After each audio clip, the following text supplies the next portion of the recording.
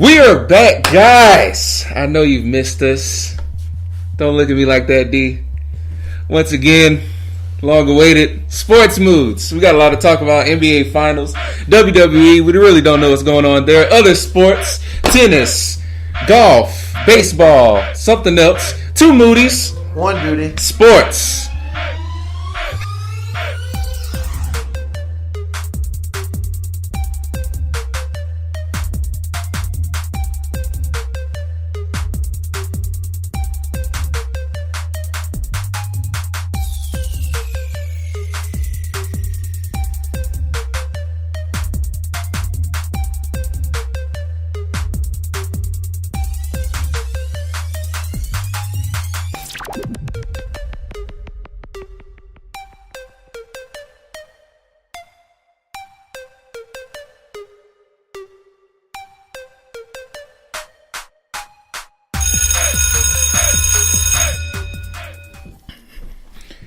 Like always, guys, we're back after a long hiatus for personal reasons.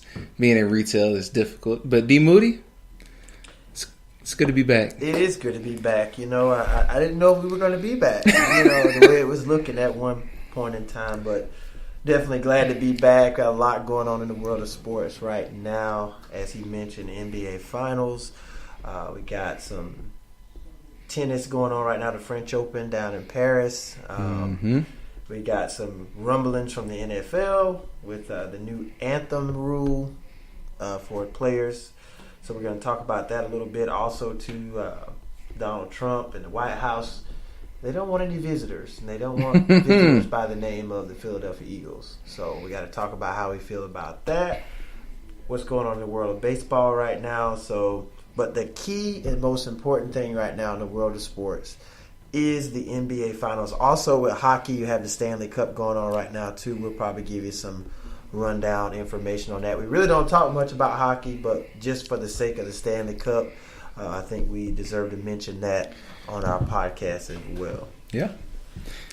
So, I guess we'll kick it off with the NBA Finals. And, because like I said, the last time we've been up here, I think it was just hitting the like semifinals. Yeah, I was about to say maybe getting into the round. Eastern Western Conference Finals. Yeah. So where we're at as it stands, Golden State's. Let's just pause and let that sit in for a moment. The Golden State. Oh, okay. The Golden State Warriors are up right now, leading 2-0, defending home court properly. I think they only lost one home game in this entire playoff series this year against the Cleveland Cavaliers. You just said something that kind of just stood out to me a little bit. You said winning the first 2 games properly. No, I mean because, you know, they're home. You want the home team to defend their home ground. Correct. And I agree with you with that. Yeah. And, you know, in the finals, you know, you have to try to find a way to steal that home court. Right, so we can get a taco. I thought Cleveland had a really good chance of doing that in game 1. Oh, man. What happened? But a lot of people feel the refs kind of had a lot to do with Golden State winning that first one. A lot of controversial calls, some, you know, technical fouls, you know, people getting thrown out of the game. You know, was it a charge or was it a blocking foul? You know, King James put forth a great performance. Oh, yeah. 51 points. I mean, was it 51? 51 points, 8 rebounds, 8 assists. There you go. But you can't beat Golden State and the refs as well. Let's start. Can I? Go ahead. Because I've been wanting to say this for a while. Said I'm gonna start from back. The last thing you said. The was it a charge? Was it a block? Now, I'm not known to be a basketball player. I didn't play in high school. I only got cut because I missed day 1 of tryouts. But I beat most of the people on day 2. But that's another story. I'm not going to brag about my basketball abilities. But from what I know about basketball, for a charge to be in full effect, your feet has to be planted. Now, I've heard other people say that doesn't really matter. It's as long as you're in the defensive guard now. Position as long as out of the restricted area. But from what I've heard, and I don't, like I said, I don't follow NBA ruling enough to know if they changed it. your feet have to be planted, which I did not see from LeBron. I can understand when your feet have to move because you've taken the impact and you're still trying to keep your, kind of hold some ground to take less of an impact. But if you're still moving in the process of colliding, that doesn't seem like a charge. And when I saw it in live time, I said immediately, I said, that's not a charge, that's a block and foul. Because he came over just a touch late, and he was leaning, and his feet were still moving. Yep. And as Durant was going up, doesn't look like a defensive guard. Yeah, but the thing is, a lot of people have an issue with is the fact that it was called on the floor as a charge, but then you go back and review it and overturn it. At a crucial point in a game like that, I think the first initial call. What is the ref supposed to do? Stand. Make sure they call the right thing. What do you want the refs to go in the locker room for the last 2 minutes? With the naked eye, he called it a charge. This is a crucial moment of Game 1 of the NBA Finals game. Now, I'm not making any excuses or anything, but, I can kind of see the gripe that the Cleveland fans and the Cleveland players and coaches had with that, because at that point, if it's that bang of a play, then you need to stick with the call you initially made the first time around. Stand by what you called. That's the only thing. Now, give or take, after all of that even happened, Cleveland still had the chances. Mr. George Hill at the free throw line. All he has to do is sink two of these free throws. Know what? Cleveland's up by 1. Now, for me, granted, I didn't want to put all the blame on George Hill. Well, at first I did. But now my thoughts of it is he's the first line of blame. Definitely. Because, like you said, he scored, in my mind, because somebody asked me at work, what was I thinking when George Hill got fouled? How did I think it was going to go? And I simply thought George Hill will make his 2. They'll make them up by 1 with 4 seconds left on the clock. Golden State has to come over to play. That I don't think that they can do under. No, they can, but in this situation, I thought they would have lost it. But George Hill missed free throw number 2, and in doing so, I'm really just trying to find a clip. You're trying to find the commentary of that. What he's talking about, which we don't have to explain it because I'm sure this is the play seen around the world now. It's J.R. Smith phenomenally getting this rebound with 4 seconds left. And a lot of people joke that he went back to backyard basketball because he had to take it out past the 3-point line. And LeBron's yelling at him to go back that way, pass it that way. And JR just kind of looks around like he's puzzled and then finally decides to pass it to George Hill, which by then George Hill tries to toss it up real quick, but Draymond's already there to block it. Time's up. It's going to overtime, which I can honestly say I thought they was going to call a foul on Draymond when he got up on George Hill for that last little shot. I legit thought that they was going to call it a foul, but they didn't. And while all in this, LeBron was, yelling at JR to turn it, pass it back. He tried to call timeout, looked like for a second. And LeBron just was had his hands up for a couple seconds. Why didn't you do it? JR, why didn't you go? And what's wrong? And JR's initial thing was that he thought they were winning. And by doing so, he's trying to hold it on to run out the clock, which would have been a great job by J.R. Smith if that was the case. And while you're still looking for the clip, I'm going to add this now. Initially, everybody was mad at J.R. Smith because they were he should have known they were up. They should have, he should have known what was going on. There was no communication. Boo-hoo. Because now they show the new clip where they're on the bench, and when Tyronn Lue comes up, you can see LeBron mouthing to him, asking whether or not we had timeouts. Well, it lets us know that LeBron could have probably called a timeout, but he wasn't totally sure because I saw him gesture towards it, but it looks like he paused himself because he wasn't sure. So now, while I'm not trying to take away blame from George Hill and J.R. Smith, it just kind of shows that there was a miscommunication all across the board. Nobody was on the same page. They didn't have a plan. They just it looks like everybody just kind of had their hopes set on George Hill making 2 and worrying about the next play. They didn't know what to do in the moment when JR got it. And it showed. Everyone folded. Everyone panicked. And because of that, they went into overtime, which in overtime, it was over. It was over. I mean, it was overtime. The Warriors just 17-7. bum rushed them. 17-7 in overtime. Adding that 10-point, making it a 10-point lead, winning 124-114. While we did say LeBron had a career, I don't know if it was a career high for him. I'm pretty sure it was 51 points. Kevin Love was right behind him at 21 points with 13 rebounds. And guess who was third highest scoring? J.R. Smith. Wow. With 10 points, 6 rebounds. On the other side of the ball, though, Steph Curry was number one, 29 points, 9 assists, 6 rebounds. Steph Curry has been doing really good at getting rebounds. It's not like the Russell Westbrook kind of rebounds where everybody's clearing the floor and like letting him get it. Like, look, Steph just kind of finds a wily way to get in the area he needs to be. Not to take away from Westbrook, but I just have to shoot that in there because you can see that his team does that for him.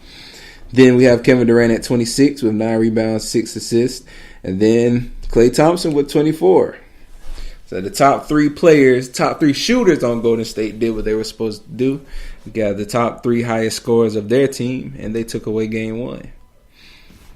To me, just going back, because I didn't really get a chance, I was just still trying to find a good clip of the audio of that moment after that missed free throw. I can't really find a good one, so I'll just go ahead and just elaborate on it a little bit. For me, for J.R. Smith, you are a veteran, NBA champion, professional basketball player. Yeah. So in the clutch moments like that, you would expect a rookie or, to make a mistake like that.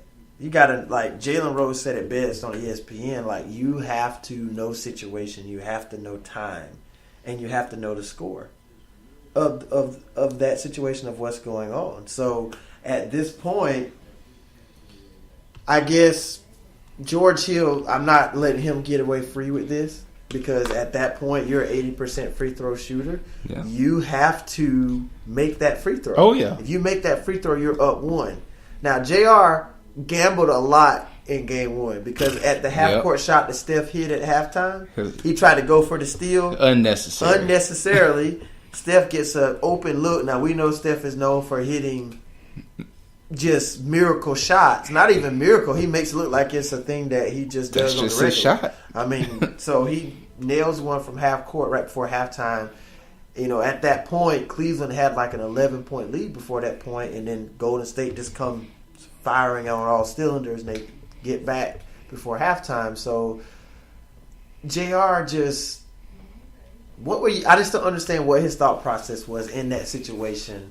Obviously, even if you thought if you guys were up 1, I guess you're trying to dribble out the clock, but then you realize, oh no, we're tied. But he gave 2 explanations. He said he thought we were up 1. Mm-hmm. Even Tyronn Lue said that, and then another explanation he said he knew it was tied. He was trying to get the ball to LeBron. So obviously, he doesn't even know what he did in that moment. But we do have audio for it. Mr. C. Moody coming through with the clutch with that. And we're going to let you guys listen in on the last few seconds of regulation of game 1. Hill misses. Rebound goes to the Cavs. J.R. Smith brings it back out. Throws it to Hill. Hill shot blocked. And we'll go to overtime. You get the feeling J.R. Smith thought they had the lead. He didn't know the... hold on, player. We gotta watch that. I didn't know it was going to go into a personal thing. My thing is this: obviously, when he got the rebound, all he had to do was go back up with it. Oh, well, another thing I heard he said that he knew that Kevin Durant was right behind him, so he knew it was. Hey, hindsight is 20/20. You know that, right? It's easy to say that after the fact. Like, I don't know what you were doing in that moment. Like, what were you trying to do? Like. Obviously, don't you know if Golden State saw him get that rebound, don't you think that Warriors would have been like fleeing to him to try to foul him again if you had the lead? Golden State, they were just as surprised as Cleveland was. They were just looking like, right, okay, you're not going to shoot it? And then LeBron is sitting there like, Oh my ball, gosh. give me the ball. And So angry. he just did not understand. It was the most epic breakdown that I've seen at the end of any professional sports game. I mean, we've seen stuff like this in the past.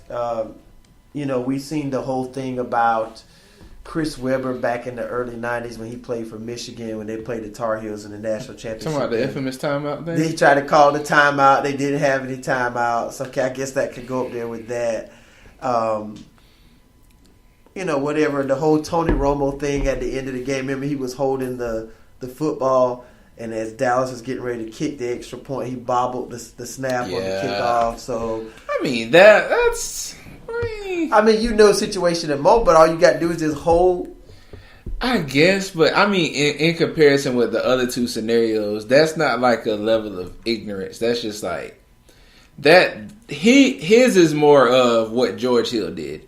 He had an easy job, make a free throw, and he just blew it. Like it wasn't it wasn't a mental breakdown though. Hold the snap. That's what kicker kicks the ball, you win. But it's not a mental breakdown. It's a mental breakdown because you did the hold the snap. And the kicker's going to kick the ball, and you bobbling the snap. Then you have to take the ball and try to run it in. No. That's not the same as this.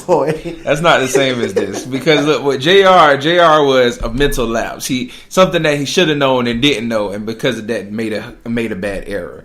Because of what he didn't know. The same way with Chris Webber in Michigan. Because he wasn't paying attention, not knowing what's going on, he made a mental error. Not paying attention. No. Not holding that one snap. was that's a pressure lapse. Like just like was George. A pressure lapse for JR. No, but that was mental. Lapse no, that was mental though. Chris Webber. That was you're mental. Under pressure, you're not thinking. It's not the same. It's not the same, right? It's like I said that I would put that with George Hill blowing that second free throw. That's what equivalates. No, people miss free throws all the time, but not many people on a missed free throw get an offensive rebound in the closing seconds of a fourth quarter game in the NBA Finals, and you dribble the ball out behind it. I know what he was thinking. He thought he had to clear the ball and then come. That's what it was. That's all. Whatever his thought process was there, to me, you just single-handedly gave the game to Golden State. I feel if George Hill makes that free throw, Cleveland wins that game. Yeah. I'm not saying. I know Golden State has a lot of shooters. They could have came down about 4 seconds or so. I agree. And got off a decent shot. But we've seen like in the situation with Houston that they don't really have well setups in getting the ball out. Mm-hmm. So in that Golden State, their offense kind of runs better when you stretch the floor. Right, transition, full speed. But when you cut the court in half and they try to draw up a regular play, it's a different story. It's a different story for them. So I think Cleveland. That was their chance if they were going to steal one. Game 2 for me. It was a well played game by Mr. Stephen Curry. Game. He set an NBA Finals record. Steph Curry, 33 points. And like you said, that NBA record is 9 3-point field goals. 9. Toppling Ray Allen's 8. Yep.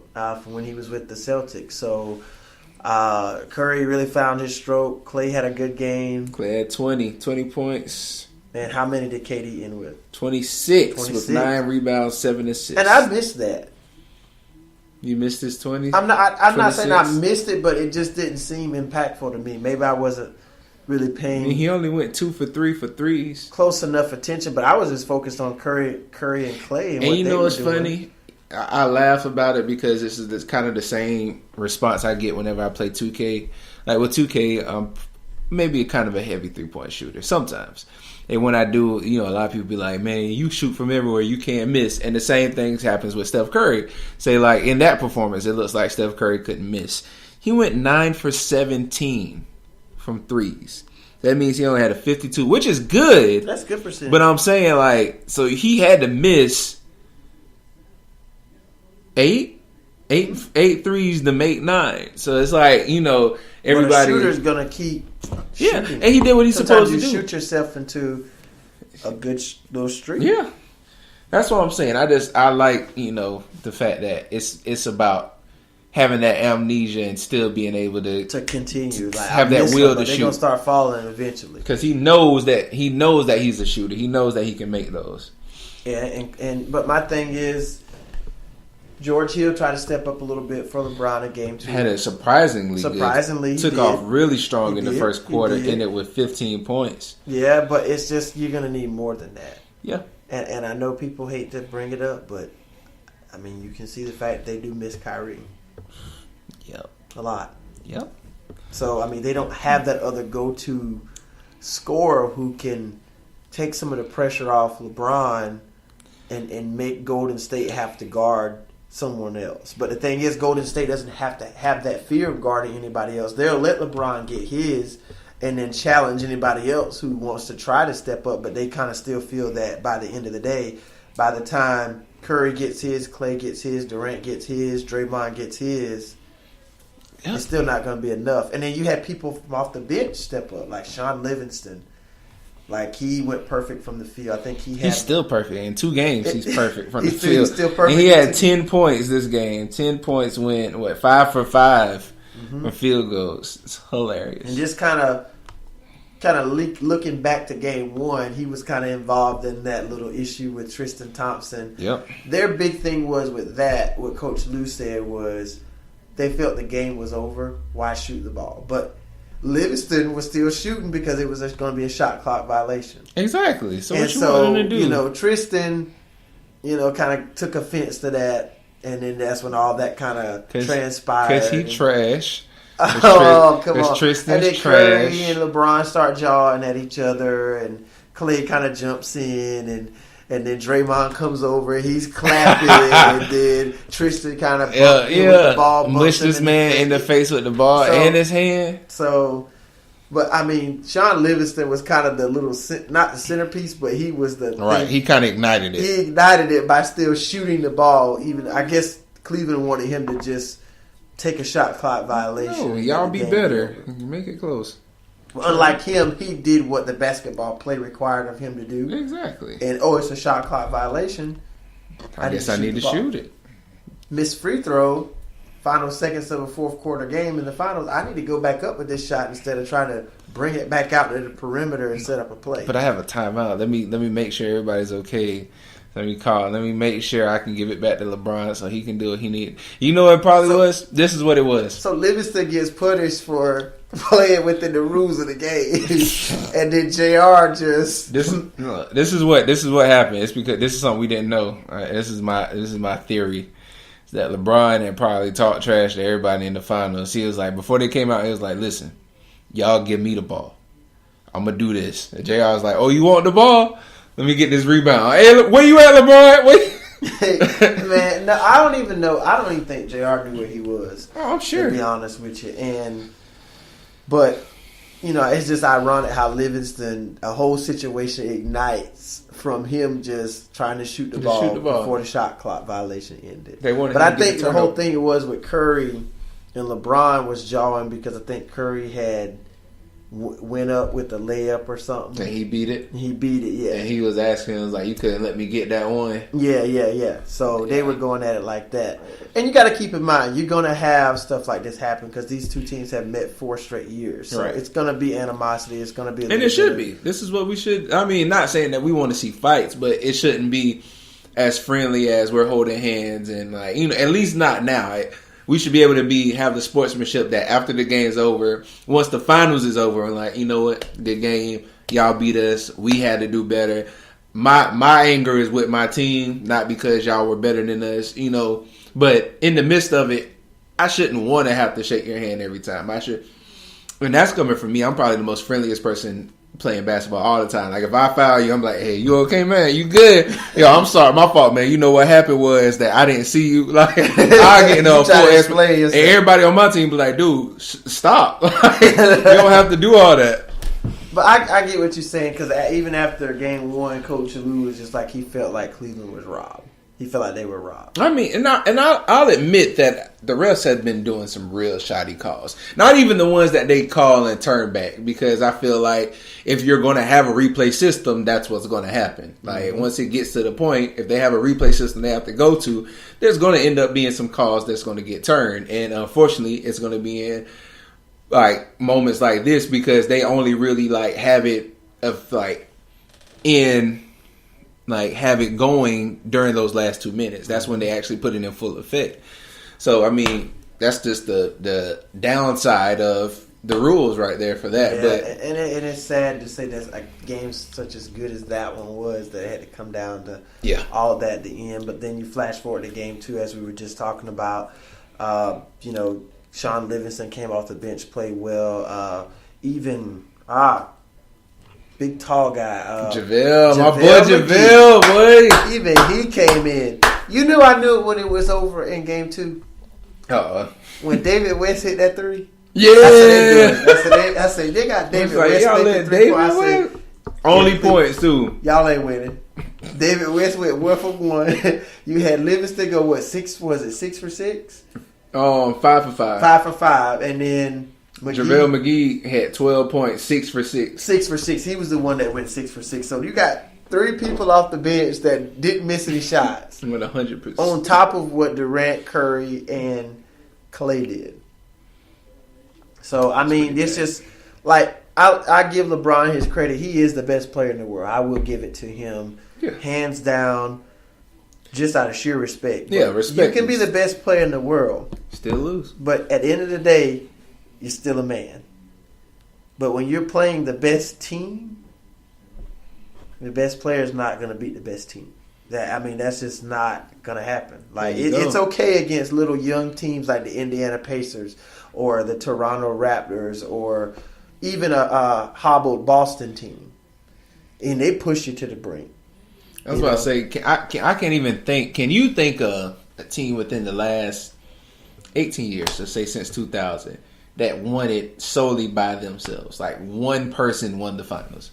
There is none. I don't understand. It doesn't happen. It really happens. And everybody, and what blows my mind about LeBron fans, and I'm trying to stay as far away from this situation because I get attacked every time. We noticed that the other day at work. I had to break up the debate. Yeah, he did. Like he had to come in and was like, "Hey guys, it's time to let's go back to work. Let's say your last little bit and then let's go back." But everybody tries to defend LeBron about he's doing everything by himself.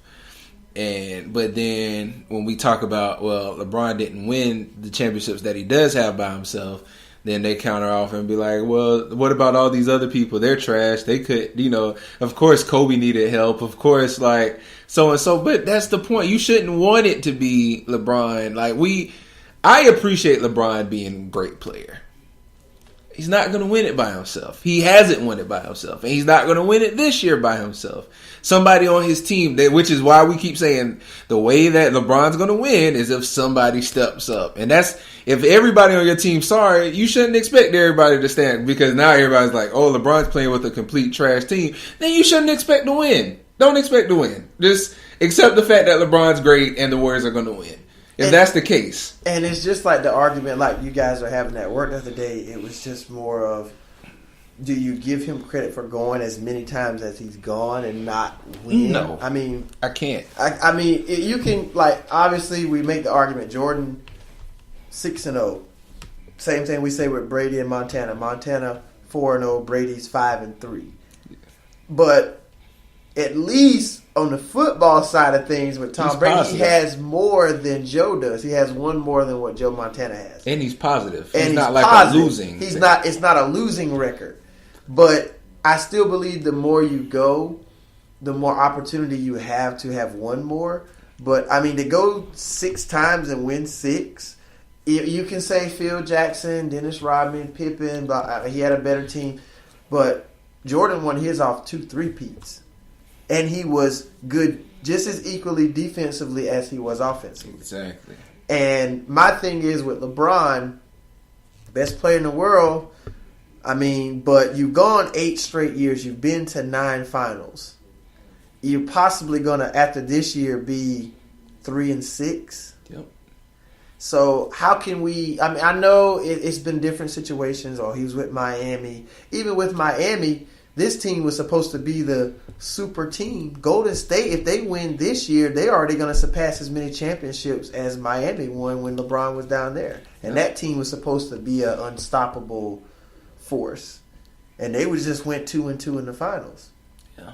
So I'm just sitting here looking at it from a perspective of you're the best player in the world, but at the end of the day, we're not going to cut you any slack because you're 3-6 in the finals. There's no way that we should ever utter the words out of our mouth. He's just as good as Michael Jordan. Yeah, I would have more points in the playoffs than Michael Jordan if I went to 7-game series all the time too. Exactly. Because you're playing more games. Jordan didn't have to stretch a series all the way out to 7 games, first round, third round, finals. Obviously, you're going to have more opportunities to score points. You're the best player on your team, so the ball is going to go to you more, but you're playing it more games than what Jordan played. Yeah. So you're going to have more points than him in the postseason. You're going to pass a lot of the records he had because he did it in a shorter amount of time than you did. If that makes sense. Even with the 3-year hiatus in between. Yeah, in between that. So took some time off, came back, picked right back off where he left off at, and was winning. So I mean, it's so much it's so many things. It's so many holes you can poke, even outside of LeBron's inefficiency in the finals. Like, you know, we're it's almost like because of LeBron's greatness, we're trying to do saving grace for all his faults, and it's like, but we can't scrutinize the people who have done great things, and now we're trying to find faults just to do the saving grace for LeBron. Because I know some people out there that don't even count the first one he went to versus the Spurs. They don't count the first year with the Heat when he didn't. Right. When he didn't show up in that Dallas series. But you know, it's like you can't excuse it. Like you won or you lost at the end of the day. And I know I'm a biggest advocate. Like when it comes to football, I'm a big Tom Brady fanatic. And everybody said, well, how can you say he's better than Joe Montana? And the first thing I say, well, he's been to more Super Bowls. But obviously when you do something more, you have more of a chance to build that stats. Yeah, to pad the stats and be better statistically. Now, when it comes to win percentage, Joe never lost. Jordan never lost. So every time they were on the big stage, they won. Yeah. So it's 0-2. Do you think Cleveland's going to win a game? I think outside of my conspiracy, no. I think Golden State's going to sweep them. You think they'll sweep them? That's in my just like straight, just regular mind. Okay. Conspiracy mind. Cleveland has to win at least one. I've said it would for be ratings, and for money, all this stuff. He has to win. He has to win one. And if he loses this will be the second time he's been swept in the final. And that has to say something. Like Jordan swept. Like we talk about, oh man, Jordan's lost in the first round. LeBron's never lost in the first round. Jordan's never been swept in a final series. Like that's the like how we say what in wrestling, the grandest stage of them all. Yeah. Okay, yeah, he got kicked out of the first round playoffs. Sick. No, and more people, like I said, people try to do the saving grace outside of rings. And if you have I'm trying not to get too deep. If you want to personalize a debate with me, I don't care if you've been reading the LeBron encyclopedia. You and Stephen A are like best buddies. Like I can feel like I can tell you, not to say that I have the Michael Jordan encyclopedia, but I can poke, just like how my cousin, whenever me and him debate, he doesn't always try to outwit me, but show the holes in my argument. Mm-hmm. Like I can show, like I feel like I can tell you enough holes in the LeBron argument. And that's where I'm gonna leave that, like because when we talk about the rings, that should be enough. But everybody's like, "Well, the rings shouldn't matter. It's about what LeBron accomplished."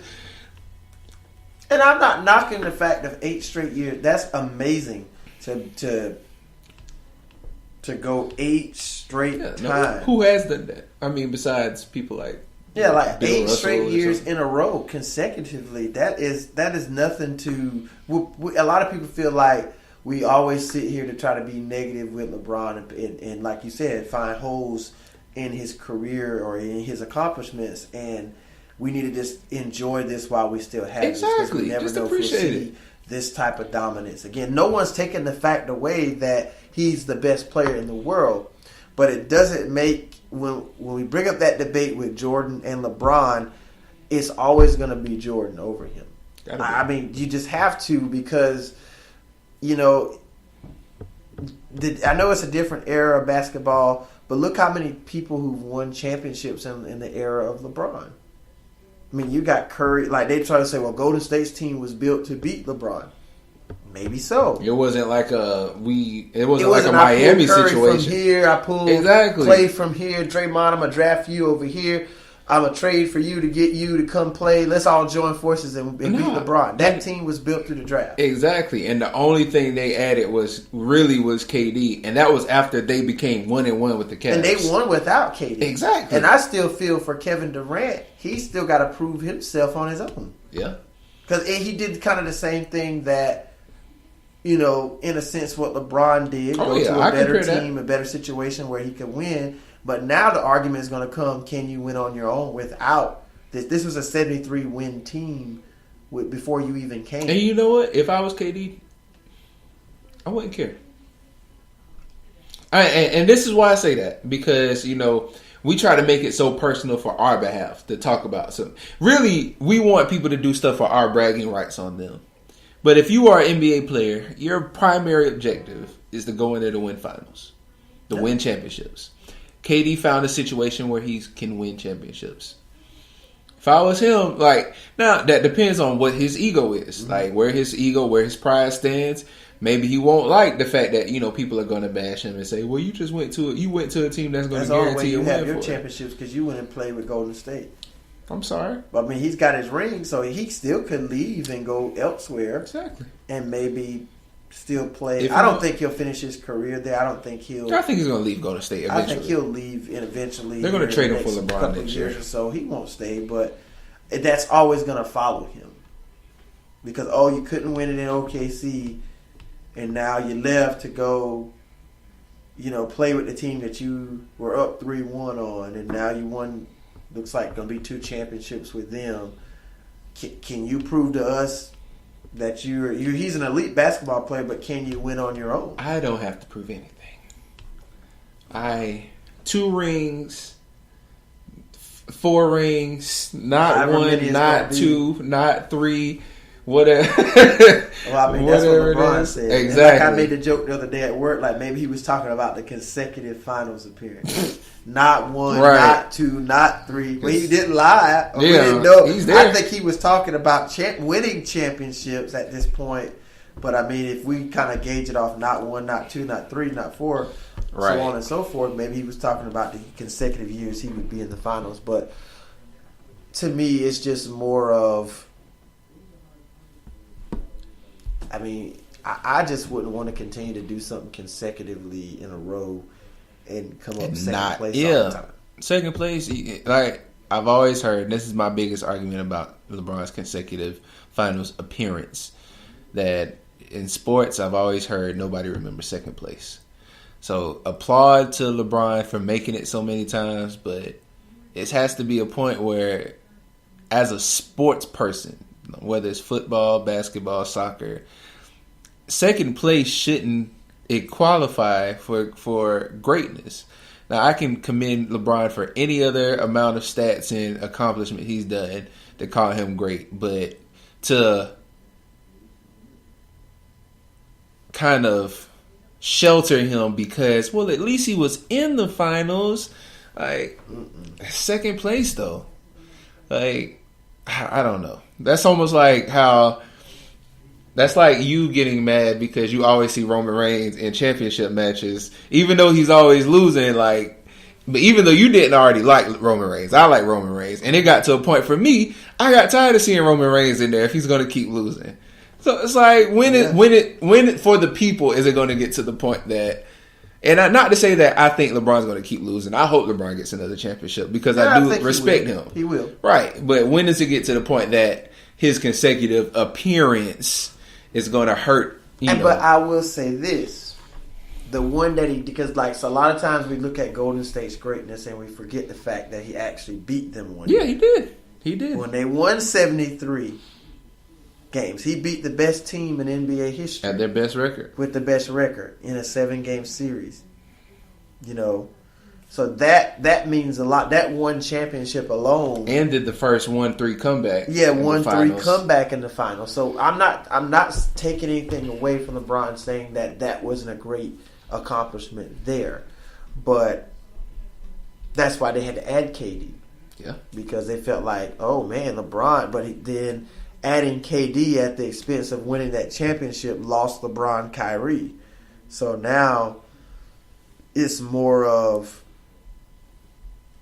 he's got to do it alone. I honestly feel like after this is over, he's not going to be in Cleveland next year. Yeah, I agree. But for the saving grace of getting too deep in this, all we know, NBA Finals are going to be tomorrow. They're going to be back in Cleveland. And for me personally, I do feel like that's going to be the first game that they get back. D, how do you feel about it? For Game 3, I think Cleveland will win Game 4.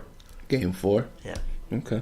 I think Golden State will get the 3-0, and then like you said, for the sake of the politics and ratings and everything, Cleveland will win the next one. They'll go back to Golden State, play a close Game 5. Yeah. And Golden State will still win. And honestly, if I was Golden State, not to say that, I would lose on purpose, but I would like to win my championship on my own floor. Yeah. The first one they won in Cleveland. Yeah. And then that next, Cleveland beat them the next year, and the last year when they won it, they were home. So I mean, it's been a good finals so far. I mean, when I saw last week, I was kind of rooting for Houston. I was kind of rooting for Boston to see something different.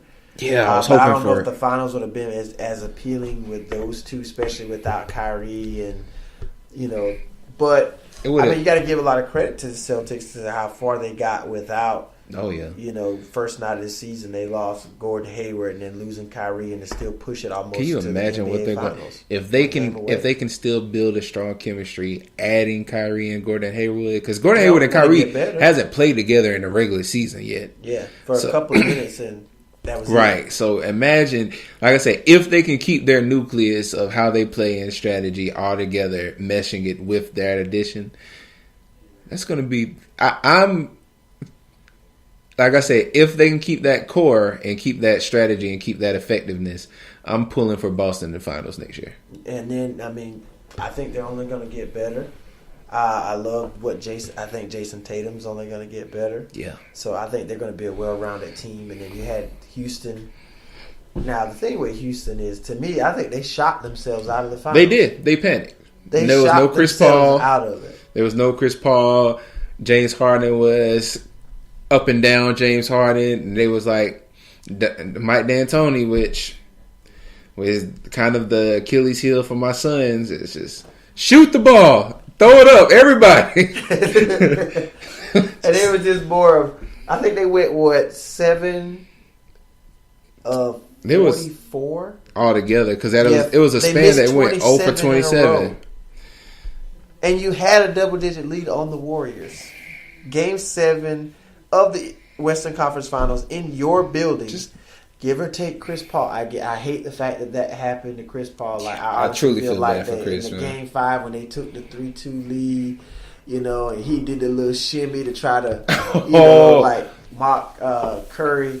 I was really rooting for Houston, and to see him now, what does this lead for him? But even without Chris Paul, they still had a chance. Yeah, they had a chance, and to go 7 for 44, like they say, when you hear people say you live and die by the 3, they actually died. They did. They died. And you know what's funny? And I'm gonna stop going to like personal things, but comparisons are always relevant in real life.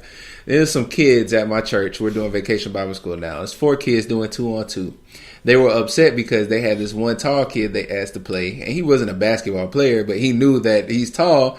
They get the ball gets to him, just turn around and put it in the hole. Mm-hmm. And so the other kids kept being mad. It was like, man, that ain't basketball. You got to get out and shoot threes. I would play to my strength. Yeah, I told him, I was like, hey, you stay in the hole. I was like, you make them jump for the ball. I mean, that's what you do. Like, but it's. I mean, Houston had a great season. They did. So did Boston. So just kudos to them. Other than that, I mean, with the NBA, other than what's going on right now in Philly, you know what's going on with their situation. With the guy who pretty much like kind of shot down the process accounts and all of that. So they got an investigation opened up on that. Hopefully, once they come to a conclusion, if they find him at fault or not. I mean, you would make it like, my thing is, why would I need to make a fake Twitter page to actually ask Kevin Durant? Talk about, I guess, ask Roger Goodell's wife. Ooh, you remember she made one? I forgot to defend him. Yeah, when people were bashing him. So I mean, I'm not saying fake accounts aren't out there, but I just feel like to be in a GM role of a team. And if you feel that poorly about like your team, who actually is getting better, and you have an opportunity in this offseason to get LeBron James, you don't need this drama going on right now. He doesn't trust the process. So, and I mean, to make at least 4 to 5 fake pages, which he denies, of talking about Joel Embiid and Markelle, you know, what's his last name? Fultz? Markelle? Fultz, yeah. Fultz. So, like, that's weird to me. Not going to spend a lot of time there, but in an off season where you have an opportunity to get a player the caliber of LeBron James, you have this circling around your franchise. Yeah, it's not a good look, man. So, but yeah, we're gonna take a break on that right there. When we come back, we're gonna get into some WWE. I know we're talking about this build up to the pay-per-view Money in the Bank, and I also found a little bit of some extra news on a wrestler that we probably miss and we love, but they're never coming back. But something's been settled in there, and I'll let you know because you're giving me a puzzled look. It's probably the rest of you guys. When do we come back? So we'll let that play us out. D Moody. 2 Moody's. 1 Duty. Sports. We'll be right back.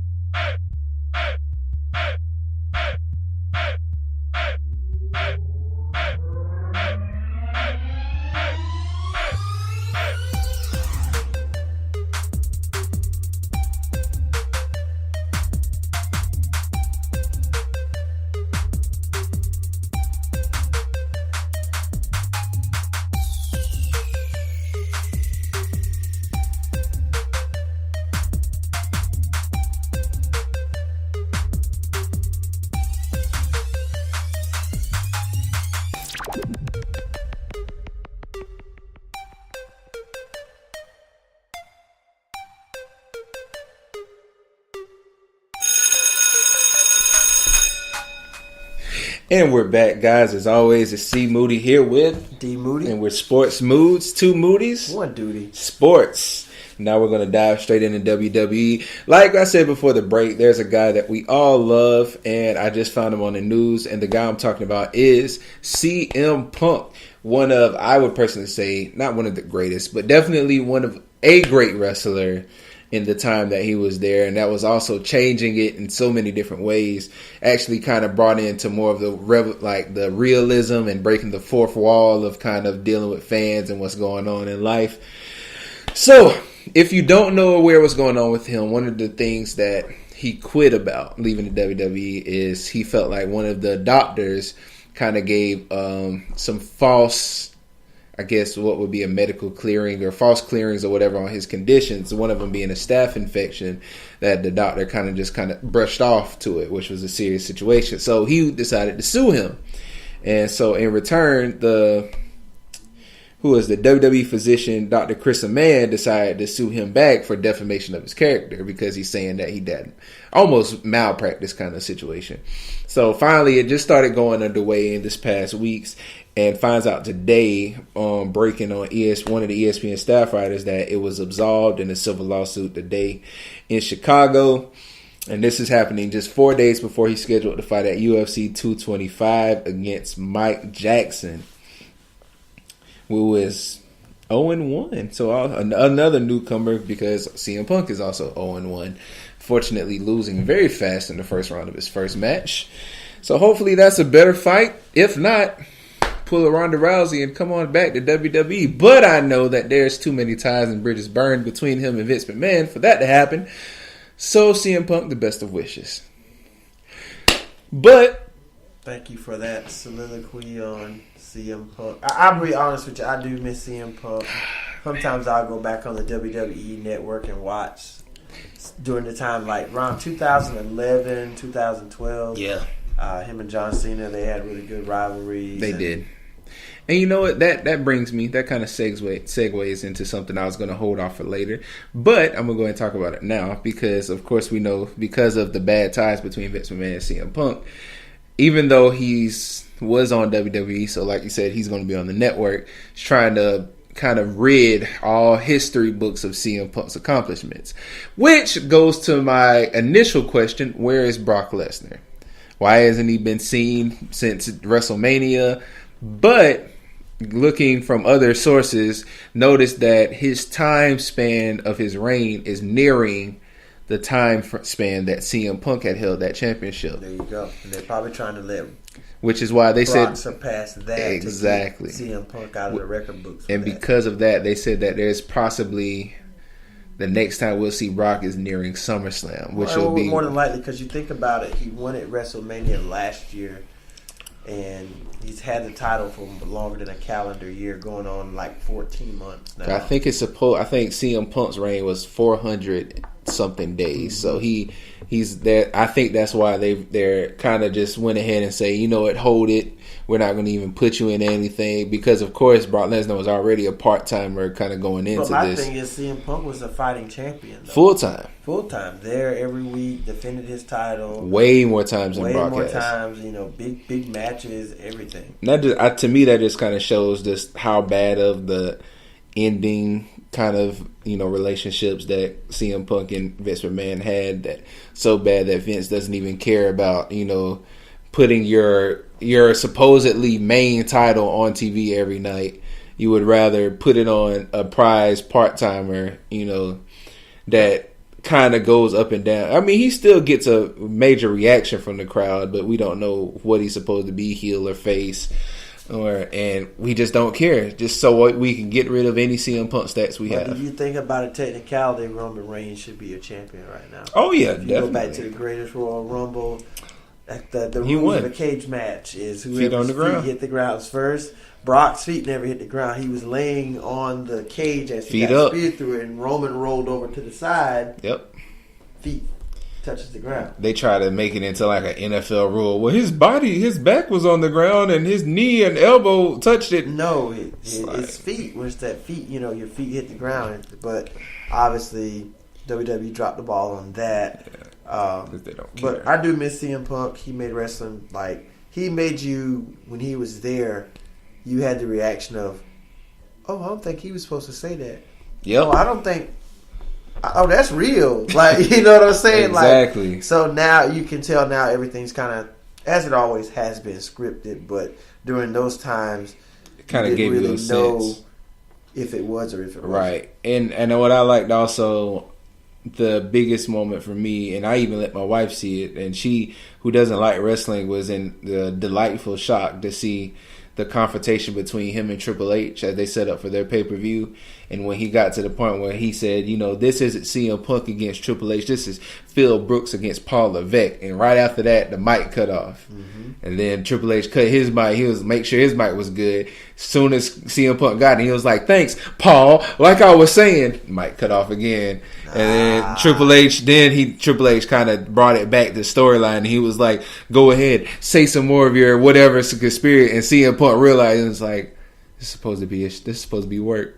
And then that's when he hit Triple H with the mic instead. Yeah. So I genuinely, that's probably my best promo situation with CM Punk outside of the initial pot bomb that he did. Yep, definitely. But going into Raw this past week, which was yesterday for us, Well, for everybody. I don't know, like we're in another time zone. I don't know. Sorry guys, I'm talking too fast. It started off with Elias, of course, getting cut off by... Hello, I'm Elias. I love that little jingle. Because we all know that WWE stands for Walk with the... I said WWE. I must admit, man, I really like his promos. So please, silence your cell phones, hold your applause, and shut your mouth. So he gets cut off by Seth Rollins, who gets attacked by Jinder Mahal and gets saved by Roman Reigns. And holla holla players, we have a tag team match. I miss him too. Oh, what? That's hilarious. Hilarious old guy. And which wasn't a bad match. And Roman Reigns actually got some cheers. I mean, more so because he's saving Seth Rollins. And with that being said, it was a pretty good match. Seth Rollins took a suicide dive that looked like he hit his head for real. And whether he was hurt or not, he was able to play it back into the match very well, which unfortunately was him getting... Who pinned him? Yeah, Elias pinned him when he came in the ring, and Elias took him out, and he hit him with his special. I forgot the name of it is, but it's a beautiful Drift Away. I really like that special. I should have known the name of it. But yeah, him and Elias won because him and Jinder Mahal won. Jinder clothesline Roman Reigns over the barricade, leaving him outside of everything. So that was how we kicked off the match. Well, kicked off Raw. And here's the funny and dumbest thing, which sometimes it's fun to have these little joyous, ignorant parts of the show. Kurt Hawkins comes in, and on the bottom of the ramp, you see a table filled with tacos. Of course, it's not going to feed everybody in the arena. But Kurt Hawkins says, I'm not going to get to 0-200 tonight. I'm going to get my first win. And when I do, I'm going to give everybody here a taco. So the crowd starts chanting, "We want tacos," more than anything else. Mm-hmm. But the jobber, the local wrestler that he played, that he had to wrestle, in Houston, mind you, his name was James Harden. Did he look like James Harden? No. So scrawny, like an off-brand Daniel Bryan with no beard. Like, well, he had a baby beard, like a shadow, So yeah, off-brand Daniel Bryan type character. And so, I mean, of course, it was supposed to be a squash match, which it kind of looked. The James Harden character actually got like one or two kind of hits off of some jump out the ways into the corner. But then all of a sudden, for no reason at all, Baron Corbin comes out and decides to hit the end of days on James Harden, which by disqualification makes James Harden the winner. 200 in a row. Which sometimes it just ain't meant to be, man. Like, what is that? Why? I didn't even know he wrestled 200 times. I didn't know either. Like, who cares? Like, sometimes you'll see him and then sometimes you won't. And I feel bad because I heard that Kurt Hawkins was a really dominant player in NXT, and this is what he's like. This is what it's come to for him. Sometimes he just bring people up to the main roster just to be filler. So, and most time he's not even that because he's not on there every week. So. Exactly. And now this one makes it even worse. From that, Baron Corbin comes up to Kurt Angle, who was of course, mad at what happened. And apparently, Corbin has been given the notion from Stephanie McMahon that due to Kurt Angle's lack of whatever abilities as a GM, that Corbin is now Stephanie McMahon's I forgot what it's called, his personal representative for Stephanie McMahon. So basically, Baron Corbin is the authority now. He's a messenger. Yeah, kind of over Kurt Angle right now. So Constable, that was the name. He was going to be Stephanie's Constable. What? Why? Why him? I don't know. I can see maybe Kevin Owens fitting that. Would have been better. Would have been better. Yeah. I don't know. Maybe they're trying to. I don't know. I don't know if they're trying to rebuild him. With him. To be honest with you, they don't know either. He was on a good little roll, and then he hit Money in the Bank. Ever since that, he lost that contract last year. But that's because he had that heat on him. I know he had the heat on him, but ever since then, he's done nothing. I mean, he's won the United States title, but that didn't really do anything for him. It didn't. It really. Now didn't. he's on Raw. I don't even know what his direction is on Raw. So we had a decent non-title match between Nia Jax and Natalya. Looks like Natalya actually hurt her knee, which it looked like it could have played, but it happened like unmerited. Nobody touched her. She just ran to the ropes, and all of a sudden her knee buckled. And then, of course, Nia Jax went ahead and just picked her up for that Samoan drop and win the match. Oh, you hurt. Let me go ahead and end it. Right. And so Ronda comes down and like trying to tend to her friend, and Nia's trying to look like, are you okay? And Ronda's just like pushing off, like back off, like you've done enough. Yeah. But Nia's like, she kept coming back, so then Ronda stands up in her face and like, you need to go, like. And so this boils back into the back, where they're in the medical room. And so Ronda's trying to tend to her. Then Nia comes in again. And it was like, she's my friend too. Like, I really care, like, what's going on. And so Ronda's like, no, you need to get out of here. Like, you've done enough. Clearly you care. You heard her, like, it's like, oh yeah, because I did that. And then Natty's like, look, I just need some space from both of you guys. And she walks out, and it's just they're like kind of staring, like that stare off into each other's eyes and whatever. I love when Rousey gets that little look on her face, like she be that mad look.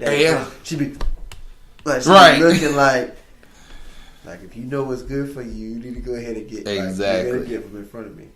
So next we have a pretty good match, another fun match for me: Braun Strowman against Bobby Roode, which I really think that Braun Strowman is just this year's big show, well, this new generation's big show, because they're not going to really push him in any direction, but they'll let him be the biggest threat towards everybody's career. Which it was actually kind of fun to see, the ways that Bobby Roode can kind of counteract Braun Strowman, and it got to the point that Bobby Roode pulled out a ladder, and he kind of put it up like on one side of the ring in a barricade, and made Braun Strowman chase him around the ring, almost to seem like it was going to be like a cartoony run into it. But he stopped, and Bobby Roode got to the other side, and he was like, come on after me, man, come on. And then Braun just was like, Braun! And then with both hands just decided to smash, and the ladder just collapsed right down the middle. So he broke the ladder, and then Bobby just falls like he's, oh my God. And then he chases him again, and then that time it just goes into that running power slam. And did you see last week when he took the ladder and almost threw it up the ramp to hit Kevin Owens? I didn't watch the match, but I saw that. I was like, oh my God. Like, that ladder literally almost hit Kevin Owens. He might kill somebody in this match. He took that ladder and chucked that thing like it was nothing. Right. Yeah, I still don't think, like, how we felt going into Elimination Chamber, like, he's going to be dominant in that match. Yeah, but he's not going to win. But he's not going to win. Of course. I feel the exact same way. So next we have the number one tag team battle royal between the Revival, the Ascension, Heath Slater and Rhino, Breezango versus Titus Worldwide, the B team, and Dolph Ziggler and Drew McIntyre. Now, out of all these teams, with these new upcoming great heels of Drew McIntyre and Dolph Ziggler, the winner is the B team. And I didn't see this part. So I didn't see this I part. really don't know. I can't explain how this happened. But how they let the B team beat all these teams. The Revival. The teams that I feel like are more the Revival.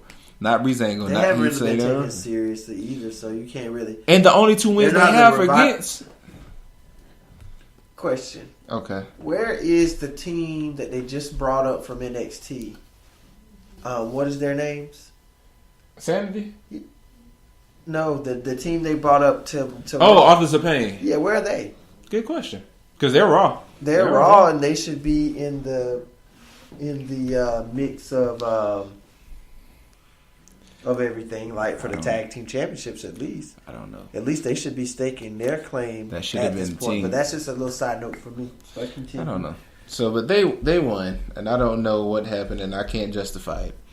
But the B team, you would think with McIntyre and Ziggler being in there, you would think that would be a kind of a cakewalk for them.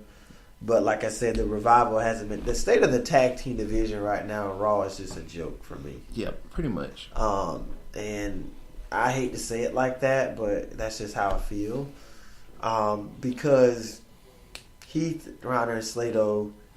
What did I just say? Heath, Rhino, and Slato. Rhino and Slato. I said Slato. Slato. Heath, Slater, and Rhino is what I meant to say. They're just jobbers as well. they lose. And yeah. for Rhino to be so big, he always be the one to take the pin. Right. Don't so, he's not that ECW Rhino he used to be. Not at all. And then you look at the Revival. I thought them coming up out of the NXT, they were going to be like the next big tag team. And then when one of them got injured, I think that set them back. Yeah, it did. For a while. And then the other one got injured when they came back. Yeah, so they never had a chance to really get going. And then now you look at that the B team or with Mr. Roger, whoever they call themselves these days, I don't take them seriously. You know what? What I want to happen, because you know how I am about having big factions, it just needs to go ahead. If they're going to face him, let Bray Wyatt's little Eater of Worlds, his persona brings at least what's the dude name? Bo Dallas in, because we know they're really like family. Brothers. So let him like kind of bring him into the dark, and then it's like Curtis Axel trying to fight him back, like come back to me, and then it's like maybe he gets both of them. Like let's start growing a big faction, like let this whole delete Eater of Worlds, whatever they are, their combination, let it grow. I want to see a major group. I mean, it's not even the 90s anymore where you're gonna see the NWO. Well, that's why Raw's trash right now, because it's not the 90s anymore, and we got a freaking tacos outside fighting somebody named James Harden, like, and we're not having any like dominance anywhere. Like Nia Jax is fighting somebody that gets injured for her win, like because it's trying to help storyline. That's what we do with the strongest girl right now. Come on. I mean, and the women's champion on top of that. I get it. But it's not the 90s anymore. Now that the wrestling was more successful back during those times when you had the factions, you had your NWOs, you had your D-Generation X. But see, it's not like we don't have it. They have the talent, and they won't set it up for it. They won't set it up. I've been told you, man. They should be Club versus Shield. Club versus anyone. Anybody. Let the Club grow. Let the Shield grow. I mean, because you got old boys back on SmackDown now. Yep. Him and AJ and them boys can get together like they did before when he first came to the WWE. But I guess they want to keep AJ face, so they can still be face. What makes it seem like now for you to be a faction? I want it to be a heel faction. No, man, I love a heel faction. I mean, yeah, I like heel factions too, but I mean, you can still have a great, dominant, positive faction. Right? So I don't know what they're doing with the state of the tag team division. As I was saying, man, trash. It's just. And then I think Jason. When is Jason Jordan? I think he's ready to come back, but they haven't found a spot for him. You have Gable back on Raw, exactly. So I think they should have like a little feud. They should make American Beta back. No, they should bring American Beta back. Maybe that would, kick it off again. Something. I need a spark right now. Because I'm not even interested in that. And see, it looks like they're building that up because they've already had Dolph Ziggler and Drew McIntyre each have a singles match with Chad Gable, both resulting in them beating him up after the match. So it can't be too many times that somebody's going to be like, oh, I need to defend them. Here comes Jason Jordan. Like I would rather see that than whoever Matt Hardy and Bray Wyatt are going to fight, which is the B team. Would much rather see the American Beta fight Drew McIntyre and Dolph Ziggler. Okay. So, but finishing off Raw, we have a 6-women tag match. I know that's one of your favorite matches. Wish you could have saw it. Me too. Alexa Bliss, Sasha Banks, and Ember Moon versus the Riot Squad. Which apparently Alexa Bliss got hurt midway because the winners are Bayley, Sasha Banks, and Ember Moon. Bayley getting the hot tag and cleaning the house before finally hitting the Bayley to belly on Morgan to win. There you go. I know you love those matches. Then we have the main event, which is Finn Balor versus Kevin Owens, which I have to go back and see that because I'm sure it's probably a good match. I want to go back and look. They had a good rivalry down in NXT. Exactly. So, but apparently it gets to the point boiling down. Owens finally just decides to catch him up in the tree of woe in the corner and stomps on him. against the referee's wishes, and he gets disqualified, and I guess that heat boils up. And somehow that brings a ladder into it, which is trying to do the whole, I guess, setting up for the Money in the Bank. And we find out something, at least from reading this, that Kevin Owens is afraid of heights. So he was intending to jump off the top rope on Finn. Money in the Bank, he was afraid of heights. What a twist. So he steps down a little bit because he's kind of scared to do his frog splash. But by this time, Finn Balor is enough to like pull him off the ladder, and then he does a coup de grace off the top of the ladder, and that's how that kind of ends. And then he goes back up to hold the Money in the Bank briefcase. You think they'll let him win it? I don't think so. Because as long as Brock the champion, people ain't gonna believe that Finn Balor. I think because he keep throwing that I was the first. I mean, if. I never got my shot back, at it. I think they can, and I feel like David versus a Goliath. Maybe if he wins the Money in the Bank, he can pull a Seth Rollins. Yeah, maybe whoever Brock fights at SummerSlam, Finn cashes in some kind of way. I wouldn't mind seeing that. I mean, because size wise, Finn Balor and Seth Rollins matches perfectly, and I feel like that might have been the reason that they had such a good kind of bout for a while, is to kind of rebuild Finn, because you saw in a while they were kind of just throwing him away in like random matches for no reason. So that could be how they are trying to build him back up. But all in all, that was Monday Night Raw, and as we're setting up for Money in the Bank, I do see the lineup for the Money in the Bank men's match. At least we have from Raw we have Kevin Owens, Bobby Roode, Finn Balor, and Braun Strowman. From SmackDown we have Samoa Joe, one of the New Day. Nobody's figured that out yet, and I've heard from sources that this is going to be what breaks up the New Day, figuring out what comes. And they say another deeper source, which take this as a pin of salt, but that they're planning on giving Big E a big run. See, they've been together for a while. Yeah, I'd hate to see them break up. This was one of the positive factions. So together, but eventually it gets.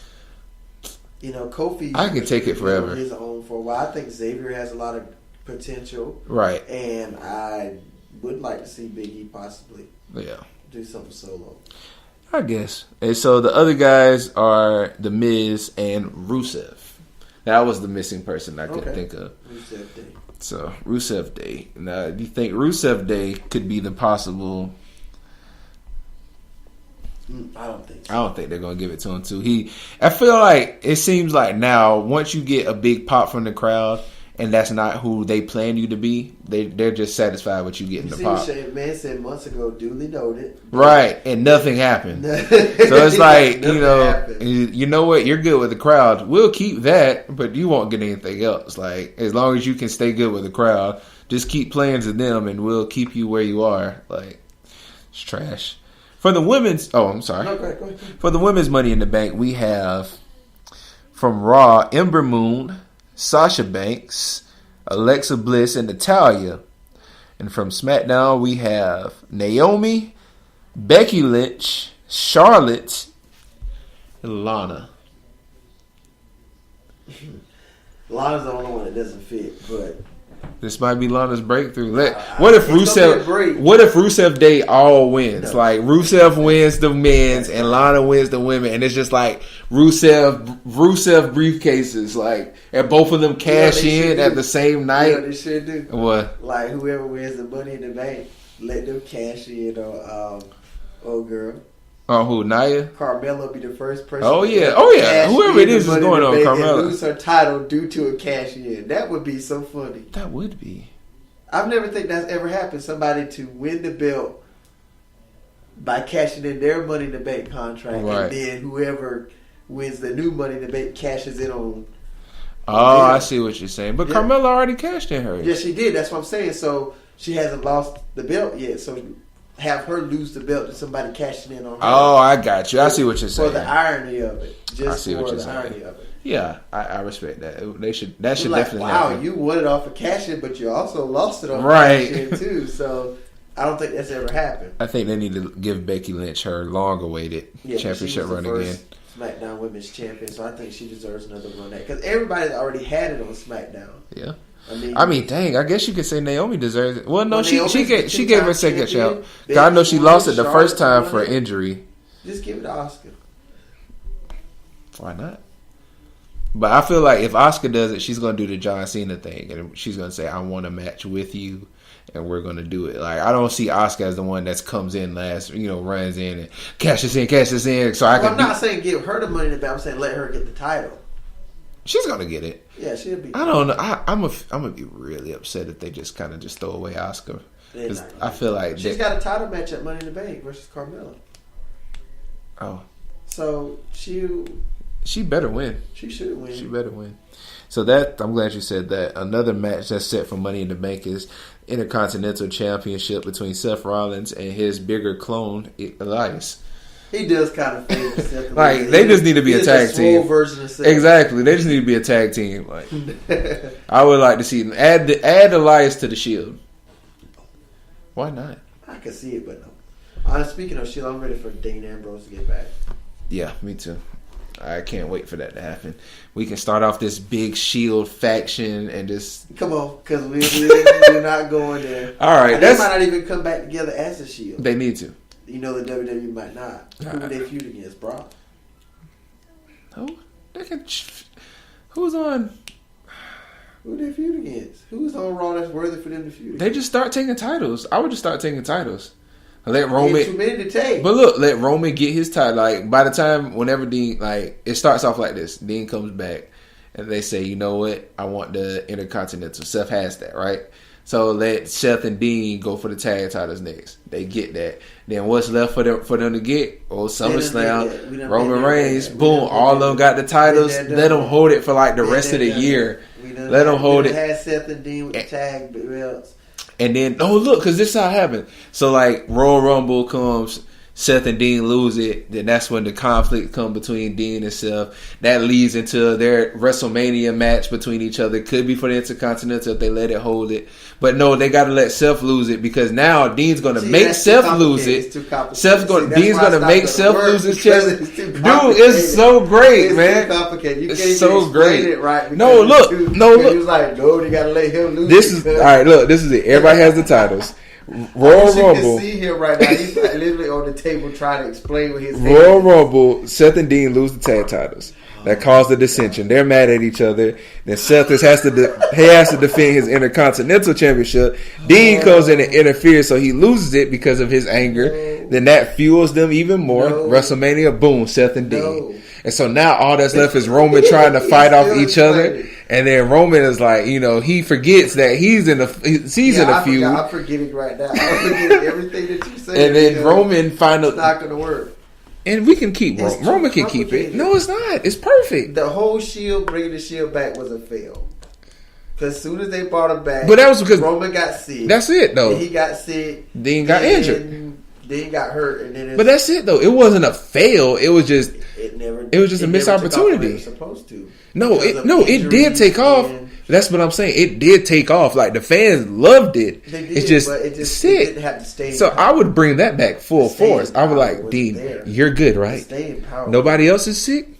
Let's go, Shield. Come on, let's go. Money in the Bank. That's it. That's all I got. Well, obviously, Money in the Bank. Also, tonight, I know on SmackDown they were supposed to have the contract signing of the Shinsuke Nakamura versus AJ Styles last man standing match. We do know it's a last man standing match because AJ Styles and Shinsuke Nakamura had a match a few weeks back, and the winner would decide the stipulation for their Money in the Bank ladder match. Shinsuke won with some tricky savviness from him, kind of selling the fact when the referee's back was turned that AJ low-blowed him. And he kind of took advantage from there. Kinshasa knocks out AJ. And then the following week, everybody's anxious to know, hey, what is Shinsuke's Lash Man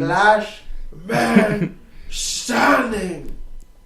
And then so each week, every time he fights someone, or if him and AJ gets into a physical altercation, he tries to knock the person out and starts counting. That's hilarious. I wish I could see that. He did it to Baron Corbin.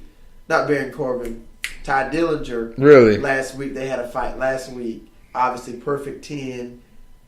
Right. So he did it to count him out. So I mean, but tonight was supposed to be the contract signing for that. I mean, Shinsuke to me as a heel, I love the new theme music.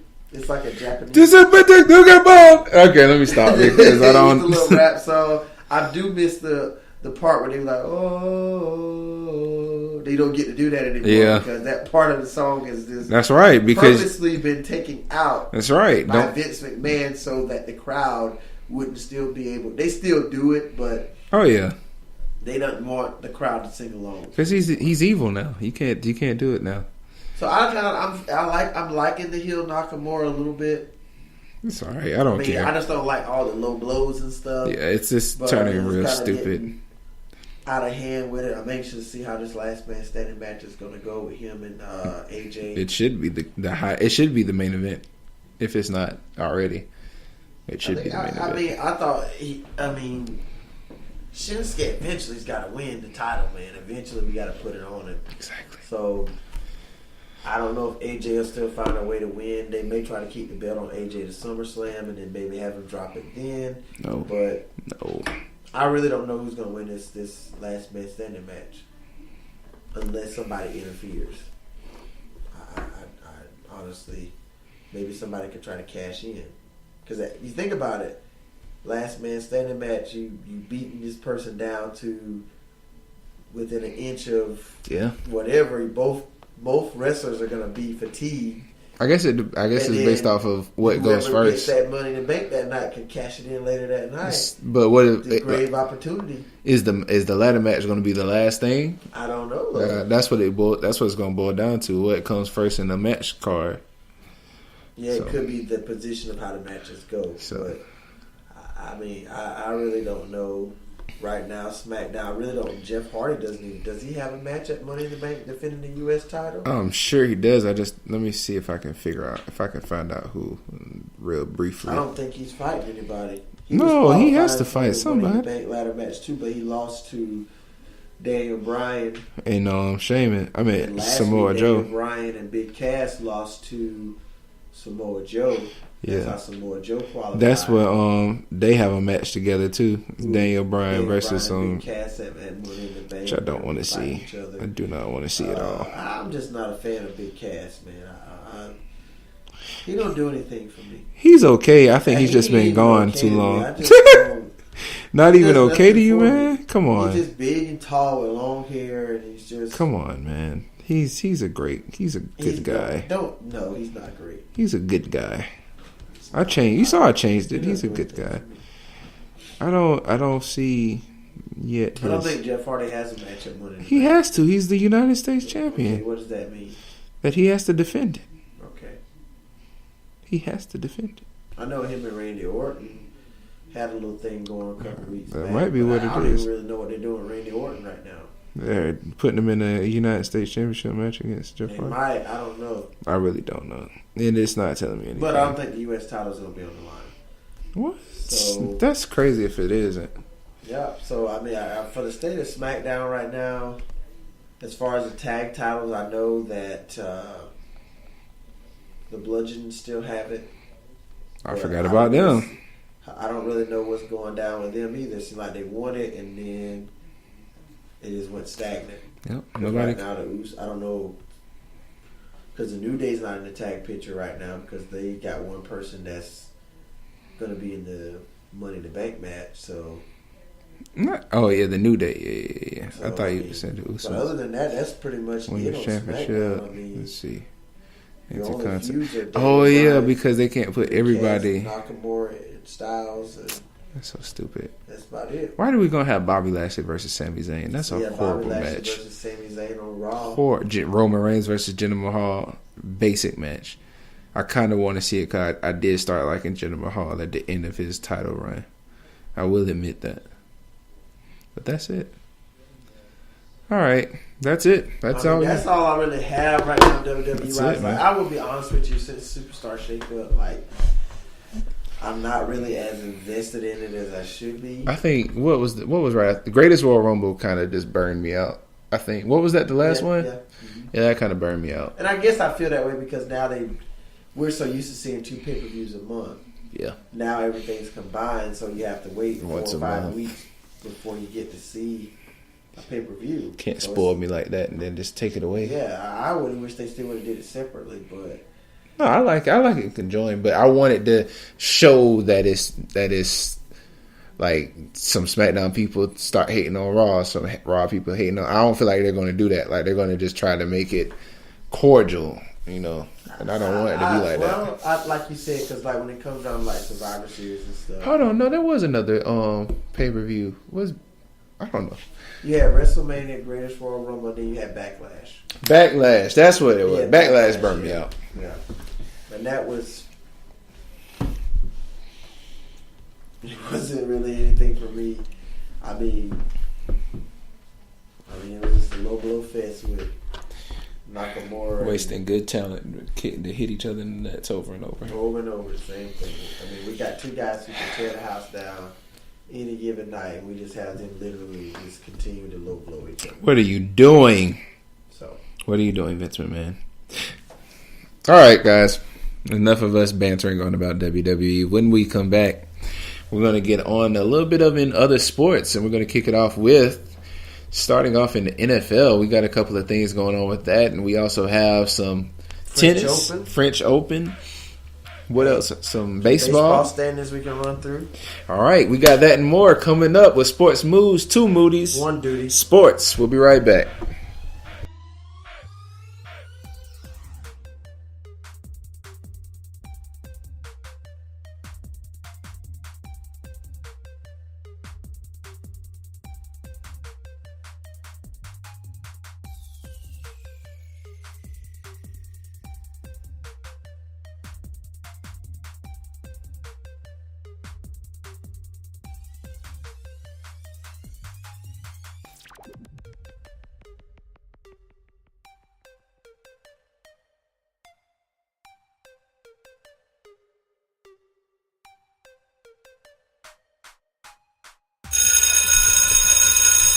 All right, welcome back to D Moody here with C Moody, 2 Moody's, 1 Duty, Sports.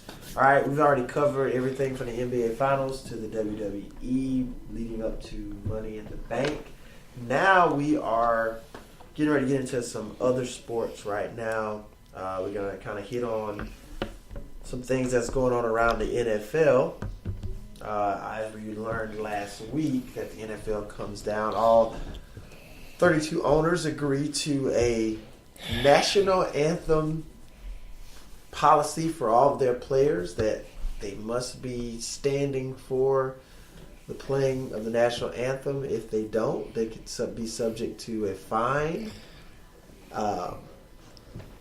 And I guess C. Moody has an opinion on that already. What is that? It's funny. We haven't done the good mood, bad mood in so long. I really don't remember which one is which, but I think there we go. So that puts you in a bad mood. Very bad mood. And I know months ago when this whole anthem issue was coming out, we had extensive, opinionated things on this and how we felt about it. Now it's just really getting out of hand now. At this point, I honestly feel like that's your right to reserve the right to stand or kneel. And they're not sitting there kneeling. It's not disrespecting the flag. It's not. I'm just respectfully disagree with what the origins of this national anthem is supposed to be or supposed to mean. And until the nation begins to see that and we begin to make a change as a society and all of the discrimination and the police brutality and all this other stuff against African American people stop, then maybe I'll stand. But at this point, we're going to lock arms, we're going to kneel down, and we're just going to do that. But now I'm being punished for doing that. I'm being punished for reserving my right to be an American to decide whether I want to stand for the flag or not. You got to realize freedom is being taken away from us. Freedom, this whole right of freedom of speech, freedom of everything is slowly being taken away from us, and nobody wants to admit it. But we find so many things that we try to defend that someone should have the right to do, but now it's become a law in the NFL that you have to stand or stay in the back. Like, that doesn't sound like freedom. There's nothing free about that. There's no justice in doing that. It's not. You're forcing me to go against my beliefs, and that's not what this country stands for. We're not a dictatorship where we force people to do something against their free will. And what's bad is so many people make it seem like this is like such an un-American thing, and not one person has said America sucks. Like, because I would want to say it, and I would say it right now if I didn't feel like we might get taken off iHeartRadio. But it's like these people are just simply saying that. Not even that how bad stuff is going on, but we want to show and shed light on stuff that is going on that we're ignoring. Yeah, we can take this platform that we have, right, and show like we're human too. We see what's happening. Yep. We're aware of what's going on, and we're being punished for doing that. It shows how savage America is. All they want is a Roman Coliseum where we put people out in the ring to just fight until it's over. We don't want you to have a brain to think about what you think is going on. We don't want your opinions. We want you to, like how that lady said about LeBron and KD. It's because that's a genuine feeling of the world. It's a Roman Coliseum mentality. We just want you to entertain us. We don't want anything else from you. We put you up here solely to be our entertainment. And because of that, we've granted you the things that you want. We give you money that enough money to feed and be healthy and wealthy with your family. But honestly, your sole purpose is to be our entertainment. Nothing more. We don't care about anything else you do. Just be our entertainment. That's it. Right. I was going to go to something that I saw on Facebook a couple of weeks ago. Sage Rosenfeld, I shared this post. He said that I hope the NFL decides to completely stop all concession stand sales during the anthem as well. Yeah. We wouldn't want people buying a $10 beer or an $8 hot dog during our sacred anthem. All TV cameras must stop filming and direct attention at the flag too. Just seems fair. So if you don't want me to kneel during the flag, that's disrespectful to do that. But if I'm at the concession stand, that's okay. Buying a beer, while the anthem is being played, or if I'm in the restroom while the anthem is being played, that's disrespectful. Yep. Like, so I honestly feel like if you're filming, you're trying to see why can't that cameraman stop filming and put his hand over his heart too? So I think Sage put together a really good post on Twitter with that. And see, when people say that, they feel like, that's being funny, like we're trying to reach an extreme point of it. But that's the start of what you're doing here. Mm-hmm. Like, by simply saying like, oh, you got to stand up. Like, you can't kneel. You have to either be here or be in there. That's the start off of it. Like, you're trying to conform something, and by saying if that's the case, why don't you do all these other things? Because that's what you've done in this small situation. It's for it to be fair, you would have to do that. It's just ridiculous, and I really don't have the energy. I don't have the energy to really just. Oh my goodness, it's really bad. It is, and I'm anxious to see how this is going to go when the season starts. To say if people are actually still going to kneel, I would. I would still kneel. And I hate to say it, and for me, because I don't have to deal with the backlash of whatever person's going to kneel, because we know via the managers and the NFL itself that they might do anything, sanction this man, might remove him from his his contract, which right now can be his livelihood for his family. Which from a personal level, you don't need $1 million to be a satisfied family home, but once you become accustomed to that living, that's what you built up all your finances towards. So, you're going to take away this man's livelihood for the risk of him kneeling, just to not be something publicly, And it's I want to play this clip of this local sportscaster in Dallas about what he said about like peaceful protesting and stuff. It's about 2.5 minutes long, so just bear with us to listen to it. But I thought he made some really, really good points about protest because it's an American's right. But not this protest, and there's the problem. Any protest you don't agree with is a protest that should be stopped.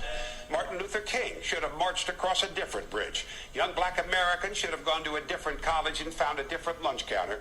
And college kids in the 60s had no right to protest an immoral war. I served in the military during the Vietnam War, and my foot hurt too. But I've served anyway. My best friend in high school was killed in Vietnam, and Carol Meyer will be 18 years old forever, and he did not die so that you could decide who is a patriot and who loves America more. The young black athletes are not disrespecting America or the military by taking a knee during the anthem. They are respecting the best thing about America. It's a dog whistle to the racist among us to say otherwise. They and all of us should protest how black Americans are treated in this country. And if you don't think white privilege is a fact, you don't understand America. The comedian Chris Rock says it best. There's not a white man in America who would trade places with him, and he's rich. It has not gone unnoticed that Trump has spoken out against the Mexicans who want to come to America for a better life, against the Muslims, and now against the black athlete. But he says nothing for days about the white man who marched under a Nazi flag in Charlottesville, except to remind us there were good people there. And when he finally tried to say the right thing, not one of them was called an SOB or should be fired. We have white men in America who wave the Nazi flag and the Confederate flag, and he's concerned about taking a knee because it disrespects this flag. We use that flag to sell mattresses and beer.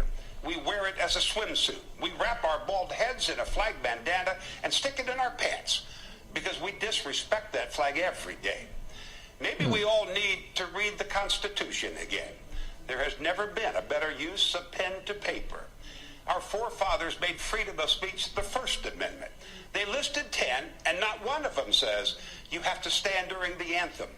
And I think those men respected the country they fought for and founded a great deal more than the self-proclaimed patriots who are simply hypocrites because they want to deny the basic freedom of this great country, a country they supposedly value and cherish so much.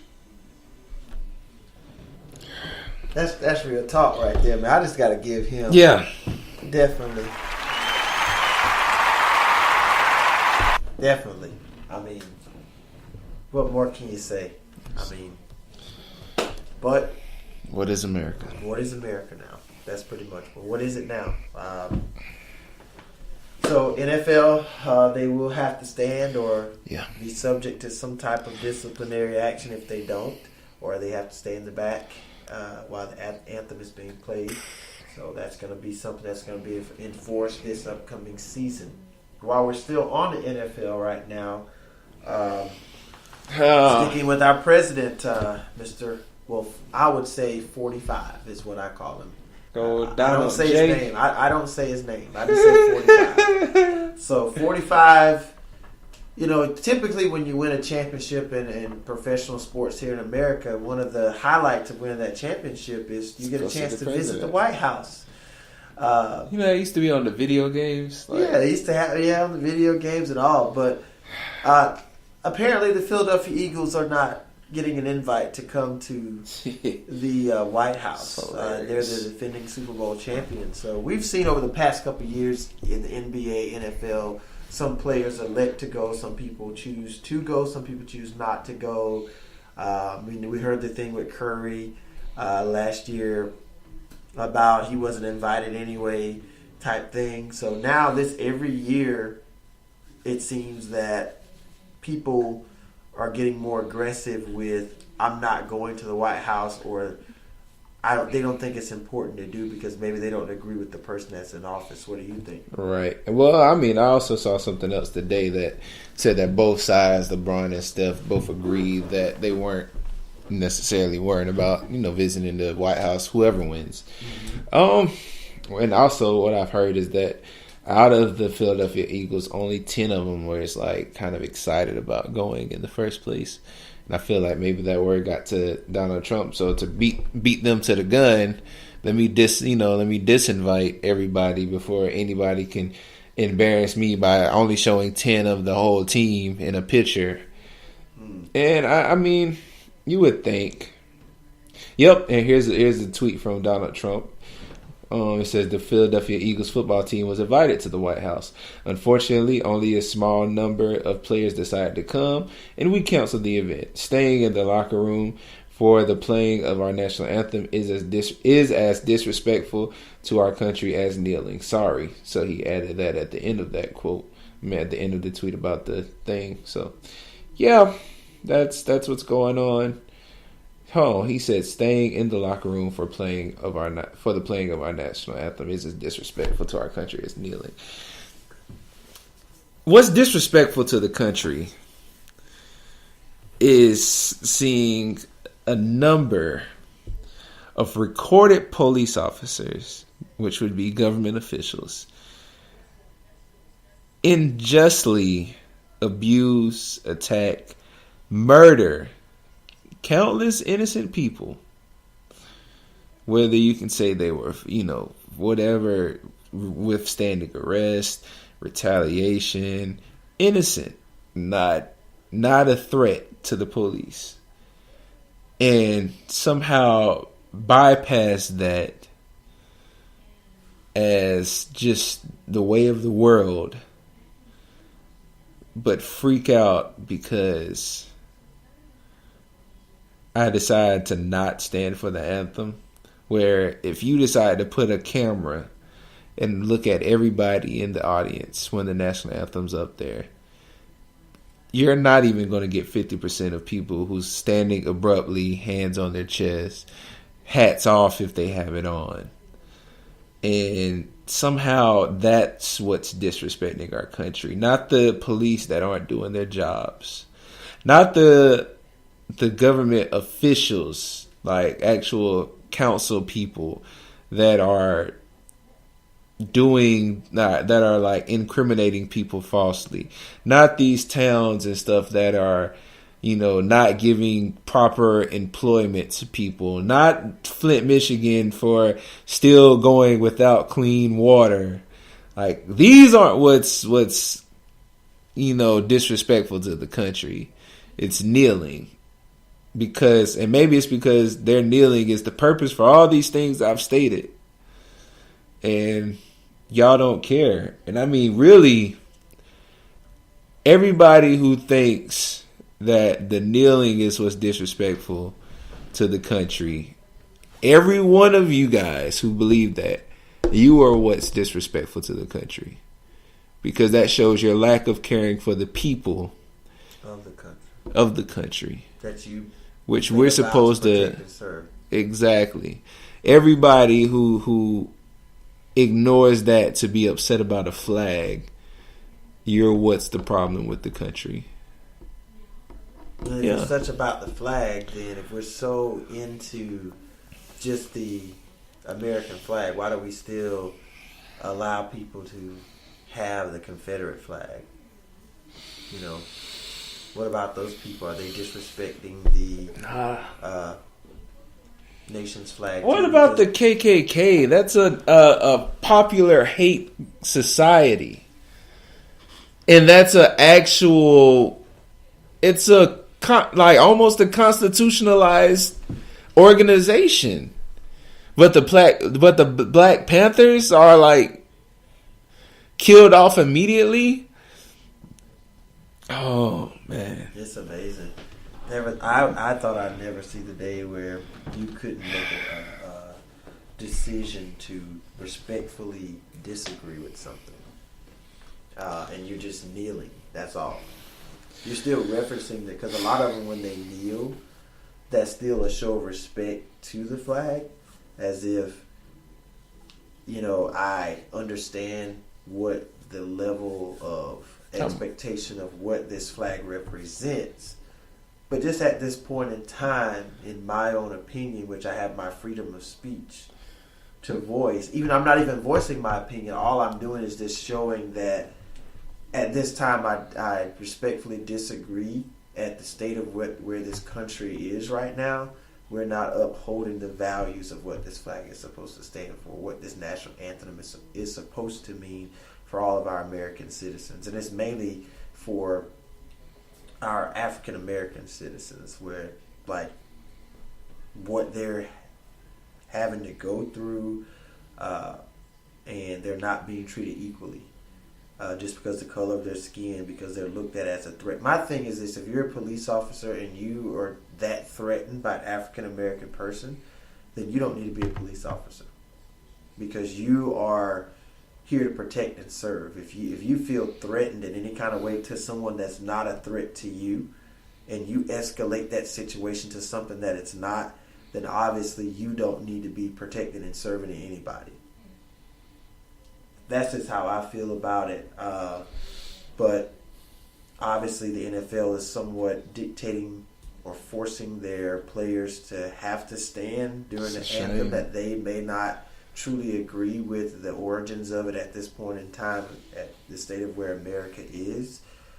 So they either have to sit in the back while it's being played. If they're out on the field or on the sideline, they have to stand. So it was agreed by all 32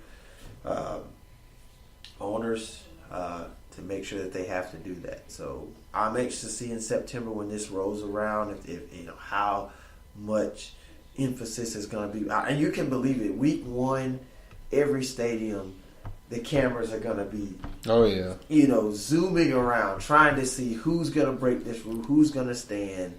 After the game, the comments of what people may say about it, it's just going to just be a continuous thing. So, unfortunately, that's where it is. But just moving on into the world of tennis right now, as we know, the French Open is going on in Paris right now, the second major of the year for tennis. We do know that Serena Williams had to pull out of the French Open after winning her first couple of rounds. She had to pull it out due to an injury. And here's just a little snippet of what her thought process was around that. Just give me a few seconds to get it loaded up for you guys. It's going to play an ad first, which I don't want it to. Oh, don't you just love ads? Yeah, ads are the best, and I'm glad I caught it before it played.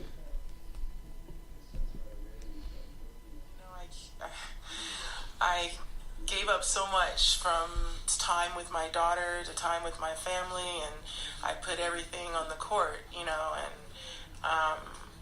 all for this moment. And so it's really difficult to be in this situation, but I always, for now in my life, I just try to always think positive and just think of the bigger picture and hopefully the next events and the rest of the year. So she had to pull out due to an injury. Obviously we know she did have the daughter, and so she's just really getting back into the flow of playing tennis again. And but it's unfortunate that to be back in her first major event that she has to kind of pull out due to that. So hopefully, she can get herself back and get ready for Wimbledon. Wimbledon's only a couple weeks away, because usually the French Open and Wimbledon you get like a week, maybe 10 days in between those two tournaments, and then you're switching from clay to grass. So we'll keep an eye on Serena's status to see if she'll even be available for Wimbledon. Speaking of the French Open, while we're there, Novak Djokovic is bounced out in the quarterfinals of the French Open. Wow. He lost today to Marco How do we say we're going to say that? Oh, Cicinato? Cicinato. Wow, how did I remember that? And so basically Cicinato's dramatic win over Novak Djokovic is worth seeing again and again. It was from what I heard, I didn't get to see it personally, but it was one of those matches that just is of epic proportions. Yeah. And Novak Djokovic even had a comment after losing the match today. He was like, "I don't know where I go from here." And this is a multi-time Grand Slam champion.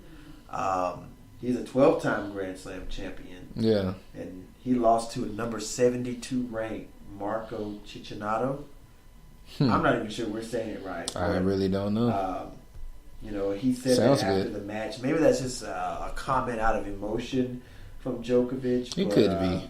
Because I don't. I mean, he's how old is he now? I mean, he's probably getting up in the 30s, maybe 32, 33. Oh, yeah, I think he got a it's emotion. It's got to be because I'm just not used to. Well, he could be having a Ronda Rousey kind of a spiel with the MMA. Like, once you kind of start to fall, you will realize when you're starting to fall off your ladder. Now some people don't know how to give it up, but I mean, really, the biggest person to know when you should stop is really you. Whether or not you admit and submit to it is the bigger thing. So it could be that he really just notices that he can't play like he used to, and he's really feeling it. But I feel like it's emotion. Like, we're going to see him back, playing how he plays. And these are some of his other comments. Just from it, it says they asked. He's a 3-time Wimbledon champion. They asked. He said he does not know if he will play on grass at all this year. He says, "I don't know. I don't know what I'm going to do. I just came from the court. Sorry, guys, I can't give you the answer. I cannot give you any answer." And it says, and perhaps tellingly, when asked how he will go forward from this defeat, he was at a loss.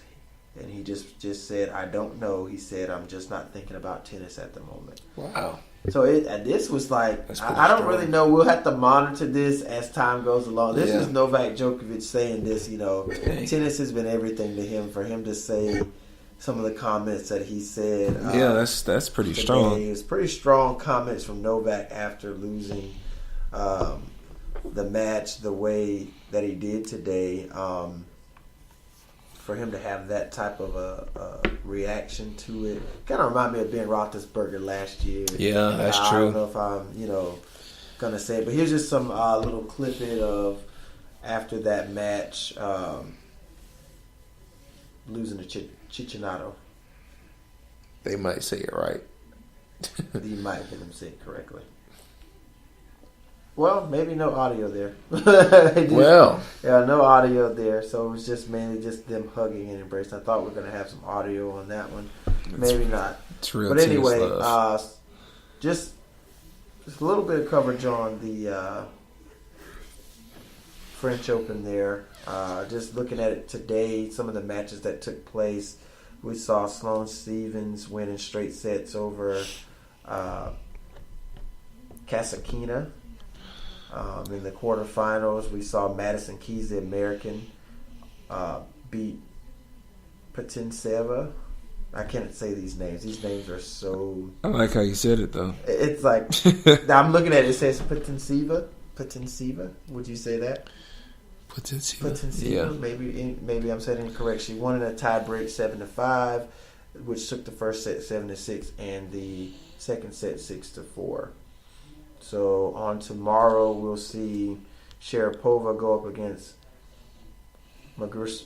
I can't even say these names. I can't say. How would you say that? Like I'm worse than you now. Muguruza. Okay, Wesley Moody said. Wesley Moody said, and then we got Simone Halep taking on Kerber. Okay. Tomorrow on the women's side quarterfinal. Oh, that was amazing. That was too funny, man. But that's what's going down right now with the French Open right now. Do you have anything, C. Moody, in other sports? I was just going to pitch off MLB, what's going on tonight. We got a slew of games going on tonight. In the bottom of the 8th right now, the Dodgers are looking to finish off the Pirates. They are looking towards a shutout, I guess, 5-0. Okay. Another let's see, another major game I want to look at. The Braves They're in are first place. starting off in the top of the third. They're up against the San Diego Padres. I think that's right. 1-0. And they're first place, you say? How about that? In the National League. The National League. What's the division they're in? The National League. They're in the division over there with the Mets, the Nationals, and the Phillies, but they're leading that. They are. Division. Other games that's over tonight. The Yankees, had their way with the Blue Jays tonight, winning 7-2. NL East. No, you're good. And let's see, the Orioles did come out of the New York Mets, winning 2-1, as well as the Mariners beating the Houston Astros 7-1. It looks like a blowout. The Yankees play tonight? Did the Yankees play tonight? I think they did. Yeah, that's why I said beat the Blue Jays. Oh, I didn't 7-2. No, you're right. So looking at the division, since we're talking about it, on top of the AL, in the East, it's the Boston Red Sox 42-19. In Central, we have Cleveland at 31-28. I was looking to you for the second part. I forgot the Cleveland Indians. Cleveland Indians. When you say Cleveland and you looked, I was like, why did he look at me like that? My fault, guys. Like I said, I'm not that great on baseball. In the AL West, we have the Seattle Mariners. I do know that because I used to watch them growing up. 37-22. NL East, Atlanta, my cousin's favorite team, 35-25. That's NL. So I went from the AL and I'm back on the NL side. My fault, guys. Going into the NL Central, got Milwaukee Brewers 37-24, and the Arizona Diamondbacks. Correct. Ha! 31-28. That is your standings for the best teams in all of the divisions on the AL and NL. And that's your baseball side and other sports. I'm trying to think, is there anything else I wanted to hit at? We talked a little bit about the French Open, we hit baseball. NHL, Stanley Cup. Stanley Cup I know Finals. it's the Las Vegas. To the 7th, it's the Capitals versus the Golden Knights. And you know this is their first year in existence, and they made it to the Stanley Cup for the Las Vegas Golden Knights. Really? Expansion team. How about that? In their first year of existence. On the brink of potentially winning a championship in their first Washington's year. up 3-1 though. Yeah. So unless they have a major comeback, game 5 would be this Thursday. Yeah, they lost 3 in a row. Yeah, Thursday. They won the first game of the series, and looks like Ovechkin may get that first championship. How do you say this man's name? See, I will say for the Capitals, they've had some pretty rough postseasons where they've fallen short, or they were supposed to, be really competitive, and finally this year they break through. Yeah. I know they used to lose a lot to the Penguins and Sidney Crosby, but now that they're actually broken through and they have a chance, they're just one game away from winning. They are the Stanley Cup. So, anything else you have, Mr. C. Moody? That's it for me, man. How about yourself? That's pretty much it for me. I mean, obviously, tomorrow night, Game 3 of the NBA Finals, you're going to shift scenes to Cleveland. So, hopefully, when they get to the Q, JR be in his right mind. I don't know. I mean, I'm hoping Cleveland can win. I said 5 before the series started, but, again, it all depends. I'm not saying nothing because everybody said at the beginning how the first game of Golden State and the Rockets game went. Even Charles Barkley was like, Golden State's going to win in 3. That's how funny he was trying to be. And we see what happened, So I always feel like home field plays a major role. As confident as I feel like the Warriors can still be, that it's anyone's game, but they have to win tomorrow. For me, I feel like Cleveland has to win tomorrow just to kind of turn that tide. Which, I mean, most people argue because LeBron's been in a 1-3 situation before, facing elimination and coming back from that in the Game 7. But still, for me, they got to win tomorrow. They have to win tomorrow. Yeah, I don't really see anybody overcoming 0-3. Yeah. But if it happens, I mean, either way, I feel Golden State's going to win it. They're the premier dynasty. of the 2010s, I guess you would say. You know how they rank of it the by decades. 90s, 2000s. I think Golden State's your team of the 2010s. Yeah, I would say that. So, we're anxious to see how it's all going to go down tomorrow. What drama could come from Game 3 of the NBA Finals as we get closer and closer to crowning this year's NBA champion. Got Money in the Bank coming up in a couple of weeks. Where's Brock Lesnar? It's like, no, I know. He won't be back until CM Punk's legacy chilling is somewhere with the Universal title, just sitting somewhere propped up, trash. not being defended. I'm still calling out Brock so somebody can get the title off of him. I'll take it, and I'll be the fighting champion at WWE. I keep saying it. Somebody need to contact Vince McMahon and whoever else you need to contact so I can have this championship match with Brock Lesnar so I can win the title. And then we can start this reign, and I'll be an open. What is it called? Open challenge. Open challenge. Universal That's Championship. right. Open challenge. Every night. Every night you'll defend it. I'll go on SmackDown with it. Dog, you really want to be a fighting champion. That's right. You're going to go in the opposite brand. Going to NXT. Going to fight at the beginning of 205 go Live. down to TNA or go to Ring of Honor. Ring of Honor. I might do that. On the weekends, I go to New Japan. Kenny Omega, all of them. Anybody. I'm putting it up against the world. Be a real fighting champion. Well, I mean, obviously. And Paul Heyman can be my promoter. I don't think he will. He should. He should come to the winning team. That's right. I think he's on the winning team. I think he'll like my charisma.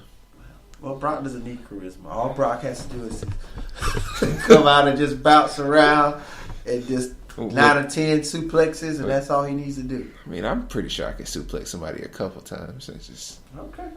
Now, Braun Strowman. If you believe in your mind you can beat Brock Lesnar, I'm gonna let you have that. I believe it. And be. I'm more afraid of Braun Strowman than I am of Brock Lesnar. Now? I'm more afraid of Braun Strowman than I am of Brock Lesnar. Genuinely, like this is a wholehearted emotion. I would, if I had to choose a lesser of two evils, I probably would want to fight Brock over Braun Strowman. Exactly. So. And both of them are beasts. Exactly. But if you had to say, choose one of these people to end your fate, I think I'll have a chance of survival. I'm fighting Brock Lesnar. Like Brock Lesnar's getting. Brock would have to catch me. He's getting his hands. Like it's no other way. Like he can do all these little stupid knees, whatever. He can try this arm bar. Like knees too fast. Like, I'm gonna hit him with the Kinshasa. Man. I don't know. I know I'm gonna lose either fight, but I would go down gracefully to Brock because Braun Strowman is a different. I have kind to of cheat with Braun. Man. I'm have to cheat. Like we're doing a count out. Like I don't know what we're gonna have to do. Be like old Eddie Guerrero, fake like I got low blowed and just like I'm gonna have to be all the way Eddie Guerrero for me to beat Braun Strowman. Like okay, but I mean that's all we have. This week again, you can reach us at Twitter at Sports Moods and at Instagram at ITS Sports Moods. There you go. Again, we are accessible on iHeartRadio, Spreaker, YouTube. If you want to listen to our podcast there. To all who listen and stay tuned with us, bearing with us over these last couple of months. I know we haven't been as consistent as we should be, but we are striving to be better for you guys, to try to get on air as much as we can when the time permits. But if you're still a loyal fan to us, we do appreciate you sticking it out with us and still giving us part of your time to listen to our podcast. Also, independently, there's a website called TeePublic. If you would go on TeePublic and search Brainioteca, which is a complicated word, but it's BrainIoteca, that will show up C. Moody's kind of designing library for t-shirts, stickers, and other designs, and in it you will have the official Sports Moods logo that you can buy and purchase to get as a t-shirt, hoodie, sticker, laptop cover, phone case, mug, notebook case cover, and I think a couple other things. It's a dope website. It gives anybody an opportunity to independently sell and market themselves, and that's what we're trying to expand with Sports Moods to get merchandise. So if you want to have Sports Moods and be a part of our up and comingness, then there you go. tpublic.com. Search for Brainioteca. Brain, IOTECA. Supposed to be my own twisted Spanish version of Mind Library. So, Okay. There we go. All right. Until next time, we hope you enjoyed it. Thank you for tuning in to Sports Moves. C. Moody. D. Moody. He just literally said my name and I said his name, Hey. so I know Teamwork. teamwork makes the dream work. You've been listening to Sports Moves, 2 Moodies, One duty. Sports. See you next time.